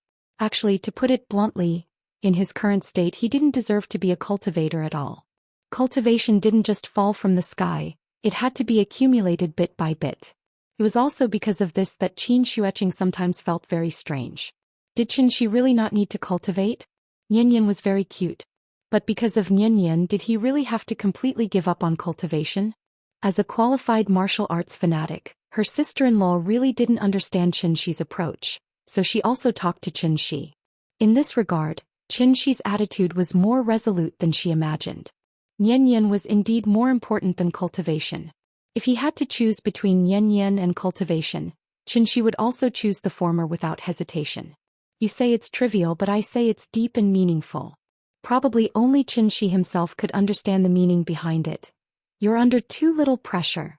This was the last sentence Qin Xueqing said to Shi before she went into seclusion. Because in her opinion, Shi was simply a nouveau riche. Once he had a little money, he began to forget himself. He was busy taking the child around all day and didn't care about his own career at all. One had to know that his current stability came from his previous accumulation. Once these accumulations were exhausted, was he going to take the child and sell vegetables on the streets? This was the difference in values. Chapter 392. December 22nd, Winter Solstice. Although this year's winter came late, the snowfall was not much worse than last year's. Snow fell like goose feathers. After a night, a thick layer of snow piled up in the alley. The little guy had been talking about skating all day, but he did not know that the ice rink in Hohai would not open for another month. Everything was the same as usual. After the little guy cuddled with Xianxia as usual, he got up and went to school. Xianxia stayed behind the wall until he finished watching the little guy do his morning exercises. Then he slowly strolled back to Dongming Alley like an ordinary person who got up early for a walk. But what was different from usual was, Xianxia met an acquaintance at the entrance of the alley today. Mr. Qin, long time no see. The person was Zhou Xian. Zhou Xian was wearing a long black down jacket and a gray wool hoodie on his head, hiding his long hair. Zhou Xian's current appearance. He looked no different from the young people you could see on the street. The only difference was that he still had an outstanding temperament that was as deep as the abyss. Why are you here? Xianxia never thought that Zhou Xian would come to Shangjing and even find him at his door. So the moment he saw Zhou Xian, he was a little surprised. Could it be that this old guy had been stuck in the soul crystal for too long and wanted to wander around after taking over his body? Actually it's like this. After I took the elixir you gave me, I realized that this elixir was extraordinary. You must have added a lot of rare herbs in it, right? Zhou Xian laughed. After seeing Xianxia extend his hand and make a pleased gesture, he immediately followed Xianxia into the courtyard. The visitor was a guest, so he had to at least show some basic courtesy. So Xianxia led Zhou Xian to the main hall and made him a pot of tea. I did add a lot of things, but they are just some common herbs. The most important thing is your adumber flower. After hearing Xianxia's words, Zhou Xian immediately laughed and said, the Jiang family doesn't have such exquisite alchemy skills like yours. After your careful concoction, this adumber flower really showed its medicinal effects. If that's the case, the Jiang family has really profited. Zhou Xian seemed very happy. Seeing this, Xianxia laughed a few times. She was too lazy to be polite with him. As long as he was happy, it was fine. In fact, after Xianxia thought that this elixir would definitely end up in Zhang's stomach, he cut the Jiang family's portion in half, and planned to leave the other half for Lin Xian. After all, he should not let the goodies. The old man had been hiding in the soul crystal for so many years, so he probably had accumulated a huge amount of vital energy. Thinking about it, this little bit was not too much and this little bit was not too little. He just had to make do with it. To be honest, based on the amount that Zhou Xian had consumed, it was probably not as effective as directly swallowing the adumber flower. Therefore, even if Xianxia used her butt to think, she knew that the old man must have other motives for coming to her door today. All right, you don't have to be so polite with me. Xianxia did not have the time to talk nonsense with him, so he asked directly, tell me, why did you come all the way here? Hearing this, the smile on Zhou Yan's face became even more cheerful. Actually, it's nothing much, I just wanted to come out for a walk and pay you a visit. At this point, Zhou Yan's gaze fell on the couplet in the middle of the main hall. The heavenly gate is broken, the river opens, the jade water flows east. However, his gaze did not linger for long, then he put on a rather emotional expression and sighed. White clouds for 1,000 years, the sky is long. Look at this world, where does it look like it used to? When I came here, I even took that big guy called an airplane. If I didn't see it with my own eyes, I definitely wouldn't believe it. Now, even mortals can ride the clouds and travel thousands of miles in a day. It's just like what the ancestors said, a day in the mountains is 1,000 years in the world. I think it's time for Daiyu Island to change its philosophy. The Jiang family can't always live in the past, we should try to integrate into the present. The old man was a chatterbox, and once he opened his mouth he would not stop muttering. After listening for a while, Xianxia felt a headache coming on, so he found an excuse to send him out. No wonder everyone said that the older a person was, the more long-winded they became. This old man had been holding it in for thousands of years. If he really let him continue, wouldn't he talk for 3 days and 3 nights? All right, then I won't disturb you. Have a good rest, I'll go to the Great Wall again. Zhou Xian stood in the alley and waved goodbye to Xianxia with a smile. After Xianxia chuckled, he didn't even bother to exchange pleasantries and directly closed the door. Bye-bye to you. Zhou Xian didn't feel offended at all. When he turned and walked out of the alley, there was even a faint smile on his face. After that, Zhang Yan strolled leisurely on the streets, looking around from time to time. He looked like a tourist who had just arrived in the city. However, just as Zhang Yan walked out of the main street, a figure suddenly appeared beside him. Zhang Yan glanced at him and said coldly, "There are people coming and going here, can't you wait until there's no one before you appear?" Hearing this, that person said indifferently, "They're just a bunch of ants, so what if they see us? They'll only think that their eyes are playing tricks on them." Enough. Zhang Yan seemed to be quite dissatisfied with this person's approach, so his face turned cold on the spot. However, that person still didn't care but looked around curiously, especially at the complicated structure of the viaduct not far away. If Xianxia were here, he would definitely feel very puzzled. Since when did Zhang Jingqing dare to talk to Zhang Yan like this? That's right, the middle-aged man walking side by side with Zhang Yan at this moment was Zhang Jingqing, who was previously beaten into the ground by Xianxia. Although Zhang Jingqing was arrogant and unruly, he was still a member of the Jiang family, and the Jiang family's ancestral teachings had long been branded in his blood and marrow, so naturally he couldn't be so disrespectful to Zhang Yan. So the person in front of him, it couldn't be Zhang Jingqing at all. "Don't blame me for not warning you. This Mr. Chen isn't someone you can afford to offend. If you want to overthrow Heaven Capital, then you must need his help and you can't afford to be on bad terms with him." Seeing Zhang Yan's serious look, Zhang Jingqing also withdrew his previous frivolity and became much more serious, so he replied in a deep voice, "I know." Seeing this, Zhang Yan didn't say anything more. The reason he suddenly came to visit Xianxia today was to let his companion see Mr. Chen's abilities. Not to mention Mr. Chen's cultivation, it wasn't difficult to see that this person was definitely not someone to be trifled with just by looking at the restrictions inside and outside the four-part courtyard. Zhang Jingqing obviously knew his limits. However, after a moment of silence, he couldn't help but ask, "I still feel a little strange. You and I have lived for thousands of years, so why haven't we heard of such a person in the world? Are you so sure he's not from Heaven Capital?" After hearing Zhang Jingqing's words, Zhang Yan didn't immediately answer, presumably thinking about the reason behind it. After a long while, Zhang Yan frowned and said, "It shouldn't be. Based on the strength this person has shown before, he's at least above the level of a divine general or even at the level of a heavenly venerable. Over the years, no divine general has defected from Heaven Capital and no heavenly venerable has died, so he can't be from Heaven Capital.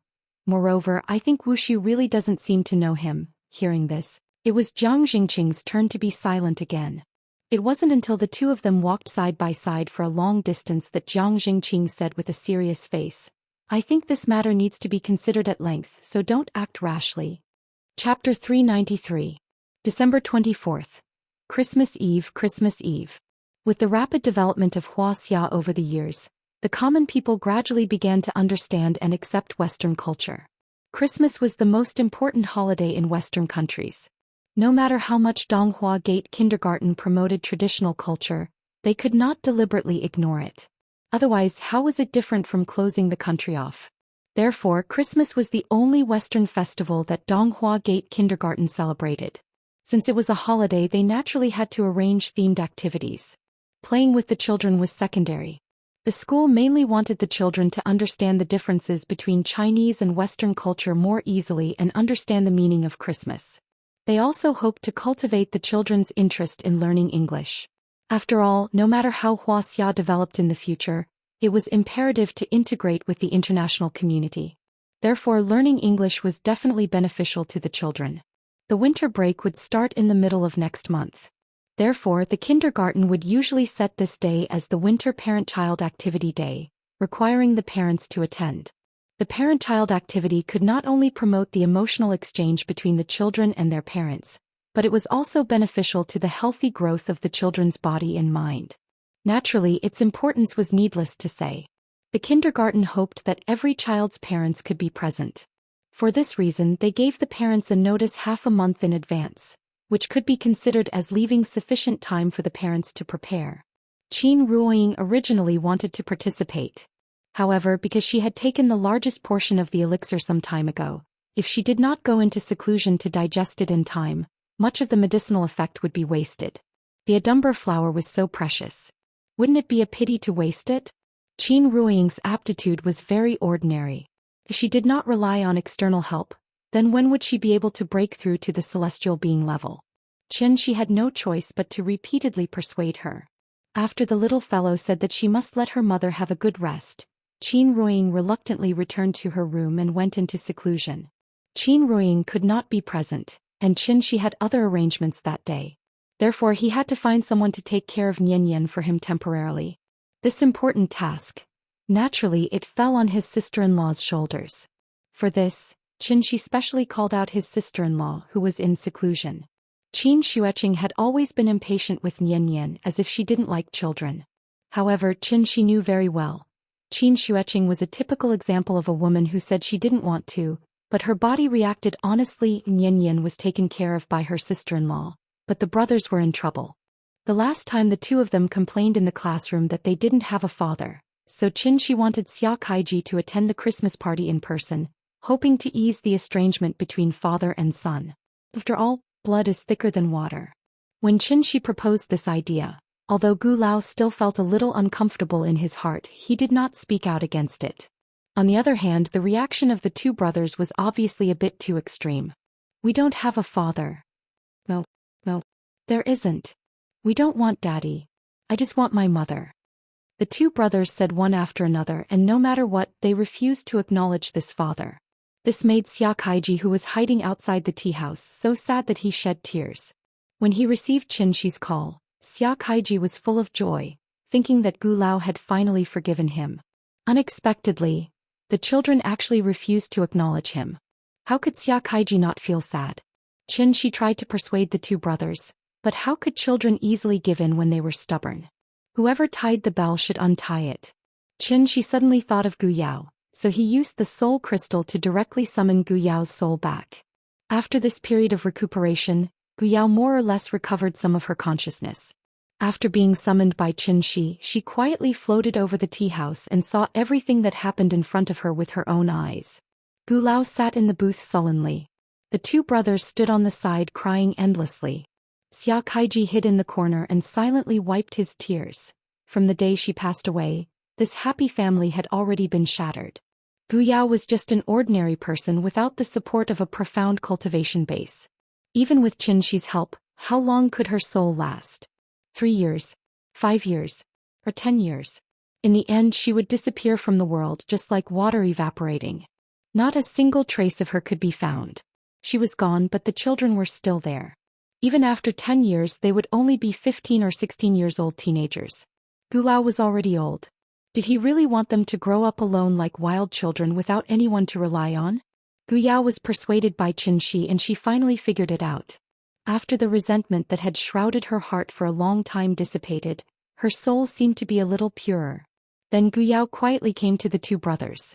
She didn't know what she said to the two brothers, but they quickly quieted down and obediently followed Shi out of the tea house, standing in front of their biological father again. Daddy. The two brothers hesitated for a long time and then finally called out Daddy. The moment he heard these two words, the man who was shining in the workplace finally couldn't hold it anymore. He knelt on the ground, his hands tightly hugged the two brothers. Because of a moment of excitement, Xia Kaiji actually let out a whimper. I'm sorry. Yao. I'm sorry. He touched the two brothers' face, looking at them who obviously grew a lot taller. His tear-stained face couldn't help but reveal a trace of smile. I'm sorry, it's all Daddy's fault. Daddy let you suffer. I'm sorry, Yao. I regret it so much. Xia Kaiji repented painfully, but he didn't know that every word he said now floated into Gu Yao's heart without missing a single word.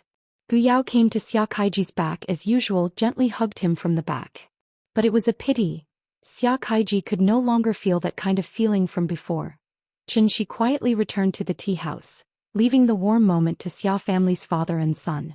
Sister-in-law sat in the booth, bored to death, flipping through the book as if she was not interested in everything around her. The Christmas party will only start after school. Nian was still in school. The two brothers were taken out by Shi. Qin Xueqing seemed to be dissatisfied with Shi because of this trivial matter. So when she saw Shi came over, she rolled her eyes at Shi and then turned her body to the side. Seeing this, Shi didn't take it to heart, but directly sat in front of her and smiled and asked, "Let me ask you a question. Why did you say you are cultivating? Sister-in-law didn't answer. She didn't even bother to lift her eyelids. Xianxia waited for a while. Seeing that she still didn't speak, he continued to say, your so-called cultivation, first of all, is to get rid of the distracting thoughts, not to care about the chaos of the mortal world. Or else if the heart is not calm, it will mess up your actions. But why do I feel? This kind of cultivation is no different from getting rid of feelings. Humans have 7 emotions and 6 desires. Getting rid of feelings, getting rid of desires. Is that still a human? After hearing this sentence, Xianxia finally reacted. She looked at Xianxia with a speechless face, and just as she was about to say something, Xianxia stood up and walked out. Before she left, Xianxia didn't even look back as she threw down a sentence. This situation was very similar to the last time they talked. I'll also leave you with a sentence. Who doesn't cultivate in life? Through the years of wind, frost, rain and snow, feel the mellow and long life, the gains.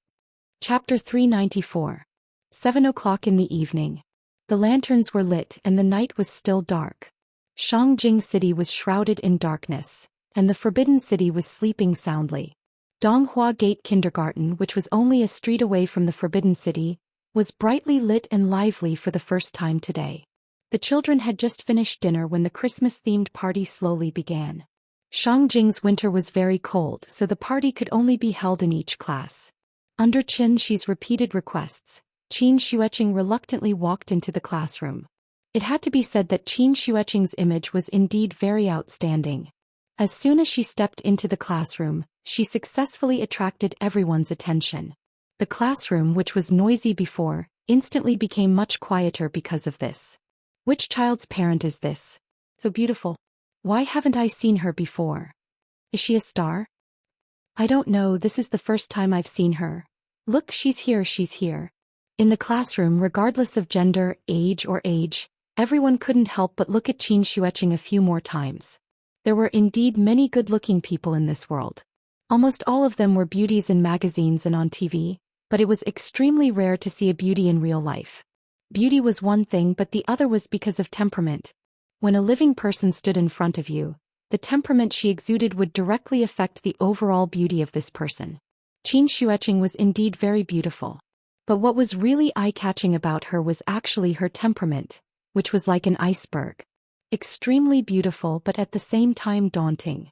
She was like a holy mountain on the plateau, which could only be looked up at but could not be climbed. I'm here. As soon as Xianxia walked into the classroom, the little girl immediately noticed her, so she excitedly waved her little hand at her. Seeing this, Xianxia went straight to the little girl and sat down. Xianxia had always been indifferent to the little girl, but this little girl was very affectionate to her. Therefore, as soon as Xianxia sat down, the little girl very intimately lay on her lap, then raised her little head and asked in a coquettish voice, Auntie, where's Daddy? Why isn't Daddy here? Don't worry, he'll be here soon. Okay. Hearing this, the little guy nodded obediently, then reached out to pick up a piece of candy from the table and handed it to Xianxia. You have some candy? No need, I've already eaten. Oh. After not seeing each other for a long time, the little fellow wanted to be intimate with Xianxia, but she didn't expect that Xianxia was still indifferent to her. However, the little boy did not mind at all. Instead, he stuck close to Xianxia and started to play by himself. Hello, Miss Qian. Xianxia had already met Xianxia before, so he nodded to her politely. However, he was tactful and didn't try to talk to Xianxia. After greeting her, he continued to whisper with the two brothers. Xianxia didn't strike up a conversation with Xianxia, but Wang Junqing and Zhao Ziyu couldn't hold it anymore. In front of a peerless beauty as a normal man, how could he not let his imagination run wild? What's more, the two of them had always felt that they were superior. They were rich and powerful, so naturally they wouldn't shrink back just because Xianxia showed a sour face. Hello, are you Nian Yan's aunt? Wang Junqing tried to talk to Xianxia with the help of the child. However, before he finished speaking, Xianxia said coldly, not interested. After that, Xianxia closed her eyes directly and sat in the classroom with her eyes closed. Wang Junqing was given the cold shoulder and had no choice but to get together with Zhao Ziyu resentfully. Although the two of them were nearly 10 years apart, they had the same bad ideas. Therefore, after giving Wang Juncheng a look, Zhao Ziyu secretly took out his cell phone and prepared to secretly take a photo of Qin Xueqing for investigation. However, the moment Zhao Ziyu turned on the camera, a stream of vital essence hit the cell phone, causing the screen to turn off. Zhao Ziyu fiddled with the cell phone for a long time and found that it couldn't be turned on. He had to take a deep look at Qin Xueqing, trying to remember her appearance. Qin Xueqing naturally knew what he was doing, so she opened her eyes and prepared to teach Zhao Ziyu a lesson. However, at this moment, a burst of cheerful music suddenly sounded in the classroom. Ding ding dang, bell ding dang. How happy we are skiing, we sit on the sleigh. Ding ding dang, bell ding dang. How happy we are skiing, we sit on the sleigh. The moment the accompaniment of ding ding dang sounded, all the children in the class sang together with the teacher. This was a surprise prepared by the teacher for the parents. The moment the music sounded, the Christmas lights in the classroom were all lit up. After the teacher took out the Christmas spray and sprayed it on the glass, the atmosphere in the classroom was suddenly pushed to the highest point. Every child's face was filled with the most enthusiastic smile. Since it was a parent-child activity, naturally parents and children had to play games together. The content of the game was very simple, which was to ask parents to accompany their children to make a Christmas card. Looking at the scissors, glue, colored pens and socks on the table, Qin Xueqing's expression froze on the spot. When had she ever made these things in her life? But she had no choice. She had already promised Qianxia that she would take care of Nian for him. Even if Qin Xueqing was unwilling now, she had to be patient and accompany the little girl to pick up the scissors and paintbrush, and began to make the first Christmas card in her life. While teaching everyone how to make a card, the teacher told a short story about Christmas on the podium. The most attractive one was, of course, Santa Claus, who gave gifts to every child on Christmas Eve. After telling the story, the teacher motioned for everyone to stop what they were doing for a while, and then announced loudly, "Children, look who's here." After that, the teacher pointed to the door of the classroom. Then a Santa Claus wearing a red coat and a long white beard appeared outside the door. Santa Claus. The moment Santa Claus appeared, the children were in an uproar. He held a big red bag with many small gifts in it. As soon as he entered the classroom, he began to give the children gifts, and at the same time he gave them an apple that meant peace. Finally, Santa Claus came to the little girl. The little girl eagerly took the apple from the old man's hand, looked up, and found that the face hidden under the beard was particularly familiar. Dad. He was indeed a biological child. Even if Qianxia was wearing a beard, the little girl still recognized him at a glance. Dad. The little girl excitedly jumped up and was about to go forward and hug Qianxia, but Qianxia made a shushing gesture to her. Shoo, don't let others know that Dad is Santa Claus. This is a secret. If you tell others, Dad can't be Santa Claus. Hearing this, the little girl suddenly nodded quickly like a chicken pecking at rice. I won't say. For the little girl, there was obviously nothing more surprising than her father being Santa Claus. The little girl was so happy that she couldn't close her mouth, but her sister-in-law had a speechless expression. She never thought. Qianxia asked her to come out and take care of Nian, just to make a cameo appearance as Santa Claus tonight? Did he make a mistake? In fact, since the school proposed the Christmas-themed party, Qianxia went to discuss with the teacher, hoping that he could make a cameo appearance as Santa Claus. Originally, Santa Claus was to be played by the kindergarten staff, but since there were children's parents who were willing to make a cameo appearance, the teacher naturally wouldn't reject, and so today's event happened. Of course, this secret couldn't be known by the other children, otherwise they would be envious. This was the surprise that Qianxia specially prepared for Nian. From the little girl's reaction, his goal was achieved. Therefore, the first surprise that Nian experienced in her life. Chapter 395. Since she found out that her father was Santa Claus, the little girl had been very excited. She wanted to share the joy in her heart with the two brothers, but she had scruples about Qianxia's warning just now, so she could only hold her little face and wriggle with excitement all night. Maybe it was because Qin Xueqing was sitting next to her today, so when the little girl drew the Christmas card, she specially drew it for her. This is Dad. This is Mom. This is Auntie. After drawing the card, the little girl handed the card to Qin Xueqing as if she was presenting a treasure. When Qin Wanqing saw the little red person with a big belly on the card, the corners of her mouth couldn't help but reveal a faint smile. Wasn't this chubby Santa Qianxia? looking at Nian little face that had turned red because of happiness. Suddenly, Qin Shueqing seemed to finally understand Xianxi's idea. With such a daughter, what more could a man ask for? It was said that a daughter was her father's little lover in his last life. Wasn't it because the first man in the world who saw her smile or cry was her father? The first man in the world who hugged her and kissed her was her father. The first man in the world who dared to say to her that he would always be by her side was also her father. Her father was her daughter's most firm and dependable support, and also the most affectionate and sincere man in the world to her. Only her father would care about her and love her without asking for anything in return. Her father would never be like other men. Yesterday he kept saying that he loved you, but today he would stab you with the sharpest knife. In short, no matter what her father did, he always had only one starting point, and that was for the good of his daughter. As for whether his daughter could feel and understand the strong father's love in it, it was obviously another matter. A father's love was like a mountain and a mother's love was like water. The mountain was high, mighty and magnificent. The mountain was high and the scenery was moving. The water was good and the flow was meticulous. It was trickling, soft and flowing continuously. This was a Christmas full of joy and joy. After the cards were finished, the teacher asked the children to give the cards to the people they wanted to give them to the most. Some children, under the guidance of their parents, gave the cards to their teachers. Some of the children gave the cards to their parents. Only the little girl did not do so. Instead, she put the greeting card into her small school bag.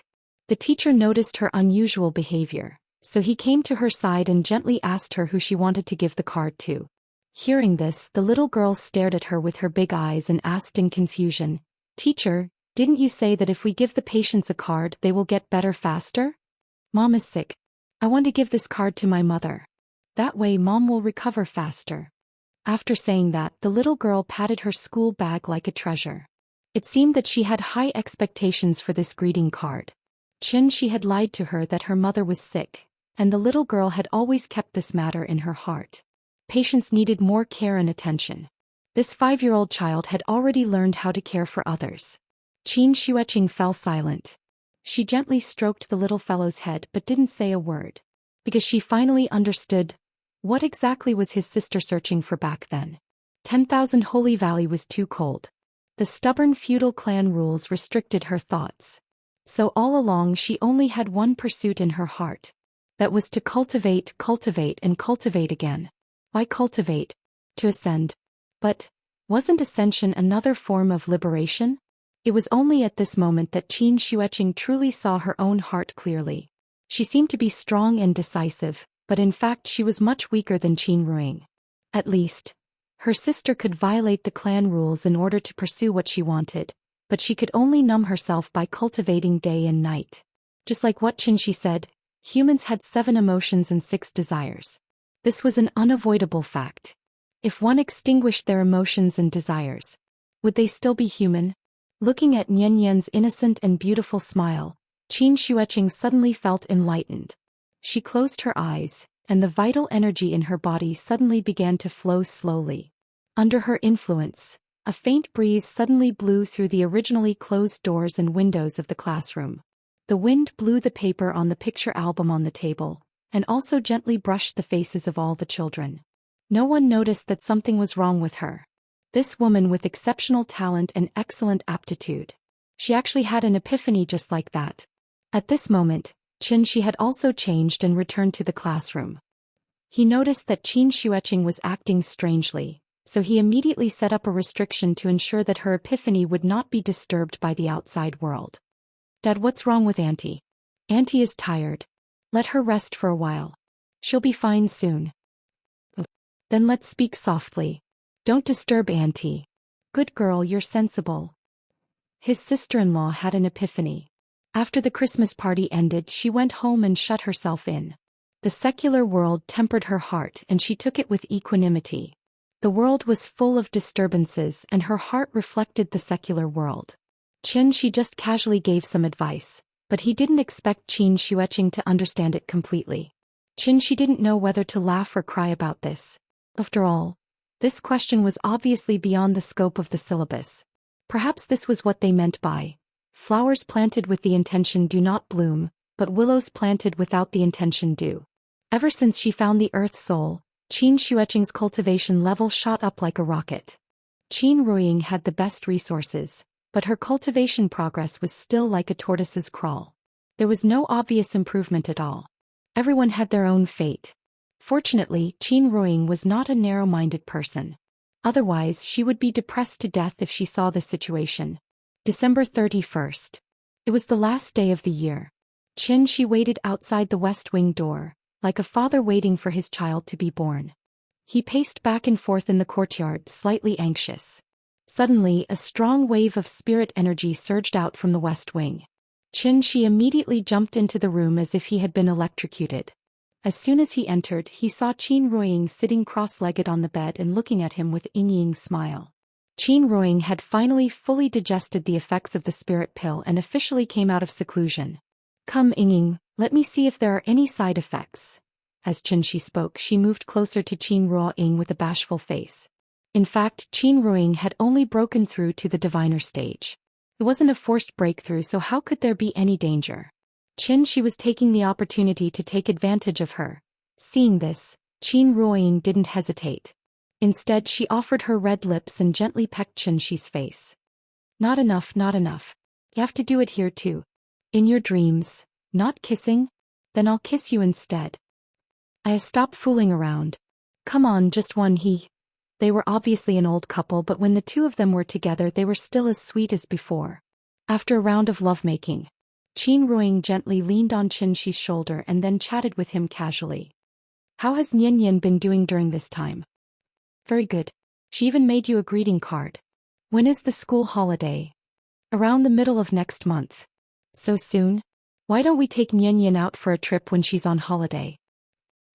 "Where do you want to go?" "Anywhere is fine as long as you're with me." "Okay, you've worked hard during this time. I'll arrange it.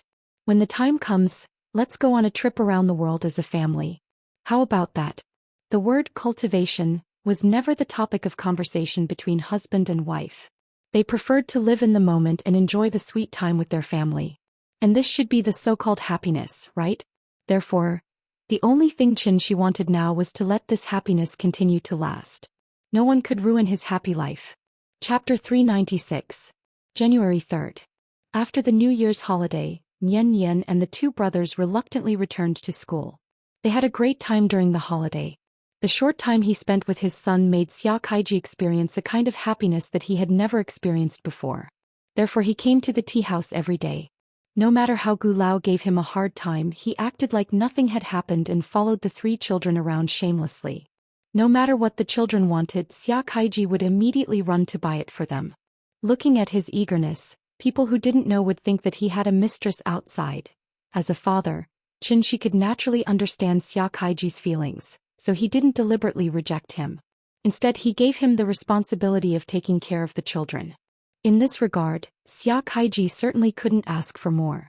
Therefore he took the three children to stroll around Hohai every day. There were many people during the holiday. For safety reasons, Shi even let the big cat follow them all the way to prevent the three children from getting lost. With a young and strong nanny like Xianxia, Shi immediately became free.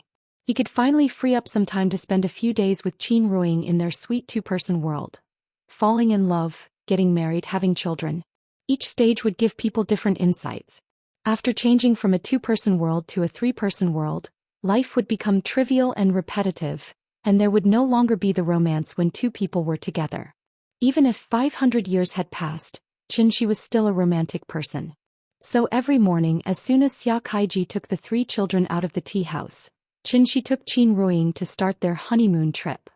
Just as the lyrics say, "I want to take you to romantic Turkey, then go to Tokyo and Paris. Actually, I really like Miami and Los Angeles with black people." Other people traveled by walking, but Shi traveled by flying. In a short span of 3 days he had brought Qin Ruiying around the earth once. From Asia to Europe, from North America to South America. They rode in Venice and saw the sea and the Aegean Sea. They went to Iceland to enjoy the polar scenery, and then went to Africa to experience the tropical scenery. America's Grand Canyon, Egypt's pyramids, Turkey's Cotton Island, Maldives' Sea of Stars. Everyone had their own experience with traveling. And Shi's experience was, "The world is so big, I only want you by my side." When Yan Yan came home every night, she would happily tell her mother where she had been, but she didn't know, when she was still squeezing around in Shangjing City, her father had already brought her mother to play all over the world. It was a happy holiday, a sweet time that only belonged to mom and dad. The little guy was still young, so he naturally didn't understand the world of adults.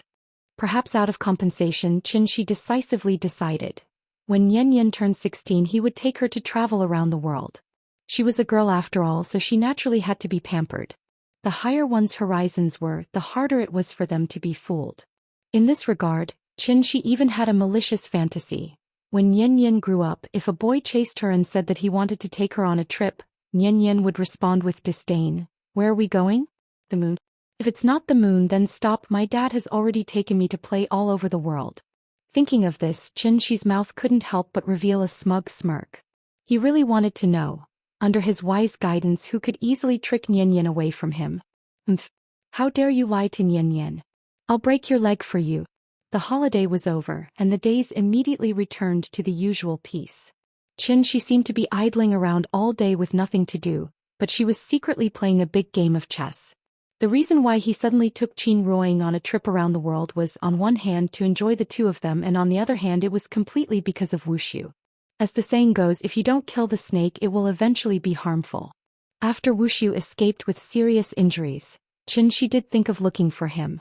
But in this vast sea of people, where should he go to find him? Wuxia was like an injured poisonous snake hiding in a dark corner of the earth, waiting for an opportunity to strike. The earth was very big. But for cultivators of their level, the earth was still too small. This feeling was like having a poisonous snake at home, but Xianxia couldn't find it no matter how hard he tried. Xianxia wasn't afraid of poisonous snakes. But Yan Yan and Yingying were afraid. With Wuxia's cultivation level, other than Xianxia, who else could deal with him? It was imperative to get rid of the source of the problem. Therefore, Xianxia set up restrictions in most areas of the world. These restrictions were equivalent to radars, each covering a range and sensing the fluctuation of spirit energy in the area at all times. As long as Wuxia attacked within the range of the restrictions, Xianxia would be able to detect his location immediately. Of course, if Wuxia didn't attack, Xianxia wouldn't be able to do anything to him. Anyway, let's take it slow, let's see who has more patience. Needless to say, Xianxia's idea was very good. But he didn't expect this at all. Life always brings unexpected surprises to people. The weather was sunny today, the highest temperature was 6 degrees Celsius. Xianxia moved a chair to sit in the courtyard, basking in the sun while teaching Qin Ruoying his experience of condensing the core. The so-called cultivation naturally couldn't be achieved overnight. Dual cultivation and whatnot, that was something that only evil cultivators would practice. Xianxia claimed to be a good youth, so naturally he wouldn't use this method to forcefully raise Qin Ruoying's cultivation level. It didn't matter if her aptitude was poor, as long as she cultivated slowly, there would be a day when she would break through. Yingying, hold your breath and try to gather your vital essence in your energy center. Actually, the process of condensing the core is like forging iron. Only through repeated tempering and hammering can the impurities in the iron block be beaten out, thus making the treasured sword sharper and sturdier. Xianxia explained in an easy-to-understand way so that Qin Ruoying could understand more easily. After listening to his explanation, Qin Ruoying started to try to refine the primordial core in her body according to his method. The difference between the primordial core and the golden core was probably the difference between iron and steel. Only after going through a lot of tempering could iron become hard. After all, after repeated forging, it would become steel. After Qin Ruoying entered a meditative state, Xianxia set up a restriction for her, then sat beside her and observed silently. The situation was not bad. The elixir provided Qin Ruoying with enough raw materials, so the only thing she had to do now was to put all these raw materials into a furnace, then burn them repeatedly until the golden core came out. This was a very long process. Xianxia watched for a while, and after confirming that Qin Ruoying did not go astray, he closed his eyes and started his own cultivation. However, not long after Xianxia closed his eyes, Qin Ruoying suddenly stopped. She suddenly opened her eyes. Then, as if she was feeling a little uncomfortable, she subconsciously reached out and rubbed her forehead. What's wrong? Are you not feeling well? Xianxia sensed that something was wrong with her, so he immediately jumped up from his chair and appeared directly beside Qin Ruoying. then gently pressed his hand on her back. My head is a little dizzy, do I have a fever? Qin Ruiying rubbed her head, then forced a smile at Xianxia. What fever? You're already a diviner. How can a diviner fall sick? After saying that, Xianxia closed his eyes and began to sense if there was a spirit energy tide in some corner of the earth. However, after searching for a while, he did not find any signs of a spirit energy tide. It was as if the entire earth had fallen asleep. It was quiet and peaceful. Xianxia was a little confused. However, just as he was feeling very confused, Qin Ruiying suddenly closed her eyes and fainted beside him. Chapter 397. The moment Qin Ruiying fainted, Xianxia was completely stunned. He subconsciously reached out to support Qin Ruiying, but at the same time he looked up at the sky. It was winter at the moment, but the sky in Shangjing City was blue and white, clear and boundless. The warm winter sun emitted a warm golden light. It should have been a leisurely and comfortable afternoon, but a trace of coldness gradually rose from the bottom of his heart. He picked up Qin Ruiying by the waist and looked at his lover leaning unconsciously on his shoulder. At this moment, his mind was completely blank. Why exactly? Where did the spirit energy tide appear? Why didn't he notice any abnormalities? Xianxia gently placed Qin Ruiying on the bed. Then he sat cross-legged next to his lover. Without any hesitation, he directly took out the soul crystal, and then used the amplification effect of the soul crystal to greatly enhance the strength of his divine soul. At the same time, the restrictions that Xianxia had set up all over the world seemed to have been stimulated by something. They suddenly expanded a lot and the area they covered almost doubled. One after another, the perceptual restrictions were like a big net that covered the sky. The moment the big net opened, Xianxia's consciousness also spread out. In his perception, the whole world was quiet, so calm that there was not a trace of ripple. Xianxia did not believe it, so he mobilized his divine soul with all his strength, trying to bring the whole earth into his perception range. However, how big was the earth? The 7 continents only occupied 29% of the area, and the remaining 71% was all ocean. Xianxia was already struggling to perceive the 29% of the land, so how could he forcibly perceive the rest of the ocean? This was not a battle, and it had nothing to do with the accumulation of true essence. It was purely relying on the perception of the divine soul. This level of consumption had completely exceeded the limit of what he could bear. Therefore, after holding on for a few minutes, Xianxia's 7 orifices began to strangely bleed. Fortunately, Nian was not at home at the moment. Otherwise, wouldn't she be frightened by his current appearance? Xianxia gritted his teeth and persevered for a long time. In the end, because his spirit was unable to bear the burden, he had no choice but to stop this dangerous action. There was no sign of the tide surging, but Qin Ruiying still fainted because of dizziness. No matter how slow-witted Xianxia was, he should have figured out the reason by now. Turned out that he had been looking in the wrong direction. Previously, whenever Qin Ruiying felt dizzy, it must be when the tide was surging and the gate of heaven was about to open. This also made Xianxia fall into a misunderstanding, thinking that Yingying's illness was related to all of this. In fact, the spirit chi tide was a blessing given to cultivators by the heavens. How could it bring bad effects to people? The crux of the problem was not because of the spirit energy tide, but because sky-bearing art floating dawn mirror. Every time the tide surged, the people behind the heavenly gate would take out the heaven-bearing efficacious floating mirror. Although he was not clear about the true use of this treasure, there was no doubt that, once Tiandu used the sky-bearing art, Xiannu, who was in the lower realm, would definitely be affected. Xiannu. The name sounded good, but in reality, they were just a bunch of pitiful cannon fodder. After thinking through this point, Xianxia stopped all of his meaningless actions and quietly sat beside Qin Ruiying. He quietly looked at his lover's face, hoping that the first thing she saw when she woke up would be him. Unfortunately, Qin Ruiying did not wake up. It was as if she was asleep. Her breathing was slightly weak, but the frequency was orderly.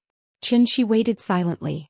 But this time, Qin Ruiying was unconscious for a much longer time than the last time. As the light in the room dimmed bit by bit, it meant that the sun was about to set. Ring ring ring. Suddenly a melodious ringtone sounded. It was Xianxia's cell phone. At this moment, as if he had just woken up from a dream, he suddenly realized Nian was out of school. As expected, the moment Xianxia picked up the phone, the little fellow's sweet voice sounded from the other end of the phone. Daddy, where are you? We're out of school. Daddy was delayed by something. I'll come pick you up now. Wait for Daddy for 1 more minute, okay? Okay. After hanging up the phone, Xianxia lowered his head to look at his lover who was still in a deep sleep. After gently kissing her forehead, Xianxia's figure suddenly disappeared from the room. When he appeared again, he was already outside the school gate. Daddy. Daddy. Daddy. Daddy is here to pick me up. Goodbye, teacher.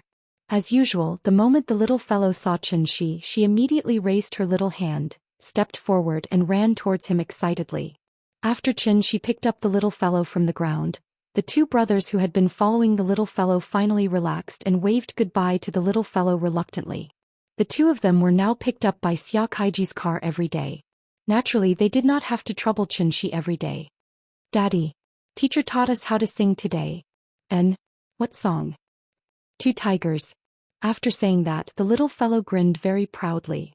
If it was in the past, Xianxia would definitely accompany her to sing all the way home. However, to the little fellow's disappointment, Xianxia just nodded casually today, and then there was nothing else. Seeing this, the little fellow was obviously a little unhappy. Just as she was about to flare up, the little fellow suddenly seemed to have thought of something, so she immediately shut her little mouth and quietly lay on Xianxia's shoulder. The teacher said, "Everyone has a time when they are in a bad mood, even Daddy and Mommy are no exception. Daddy is in a bad mood today, so I won't disturb Daddy. Nian is very sensible." The father and daughter quickly returned home without saying anything. At this time, the little fellow finally knew why Daddy was in a bad mood. Mommy is sick again. Looking at Mommy lying on the bed, the little fellow followed Daddy's usual behavior and carefully covered Mommy with the quilt. After that, the little fellow stopped making a fuss. After eating her dinner obediently, she started to watch cartoons in silence. While watching cartoons, the little fellow would still look back at Daddy and Mommy from time to time. Daddy had been silently staying by Mommy's bedside. Although the cartoon characters on the TV kept making noises, there was a strange silence in the room from beginning to end. Time passed by, and soon it was time for the little fellow to sleep. She was sleepy. However, she did not call Daddy. Instead, she ran to the bathroom, then brought a small stool and tiptoed to turn on the tap. The sudden sound of running water startled Xianxia. At this time, he finally realized that he had neglected Nian, so he quickly got up to help the little fellow wash up. After washing up, Xianxia carried her to the bed. The little girl laid down on the bed by herself, and then slipped into the warm blanket like a wisp of smoke. The little fellow covered half of her face with the quilt, only revealing a pair of bright big eyes. Then she used her big eyes to look at Mommy, who was sleeping soundly beside her, then looked at Daddy, who was beside her with a cloud of worry. At that moment, the little fellow seemed to have suddenly grown up. She actually hid in the quilt and comforted him in a muffled voice. "Daddy, don't be sad. Mommy will get better." The moment he heard this sentence, Xianxia's nose twitched and an indescribable feeling surged in his heart. "Good girl, go to sleep. Daddy knows Mommy will get better. When Mommy gets better, Daddy will take you on a trip, okay?" After hearing Xianxia's words, the little fellow's face suddenly revealed a smile. Then she suddenly sat up from the bed, leaned over and kissed Xianxia's face heavily, then obediently lay back down. "Good night, Daddy. I'm going to sleep."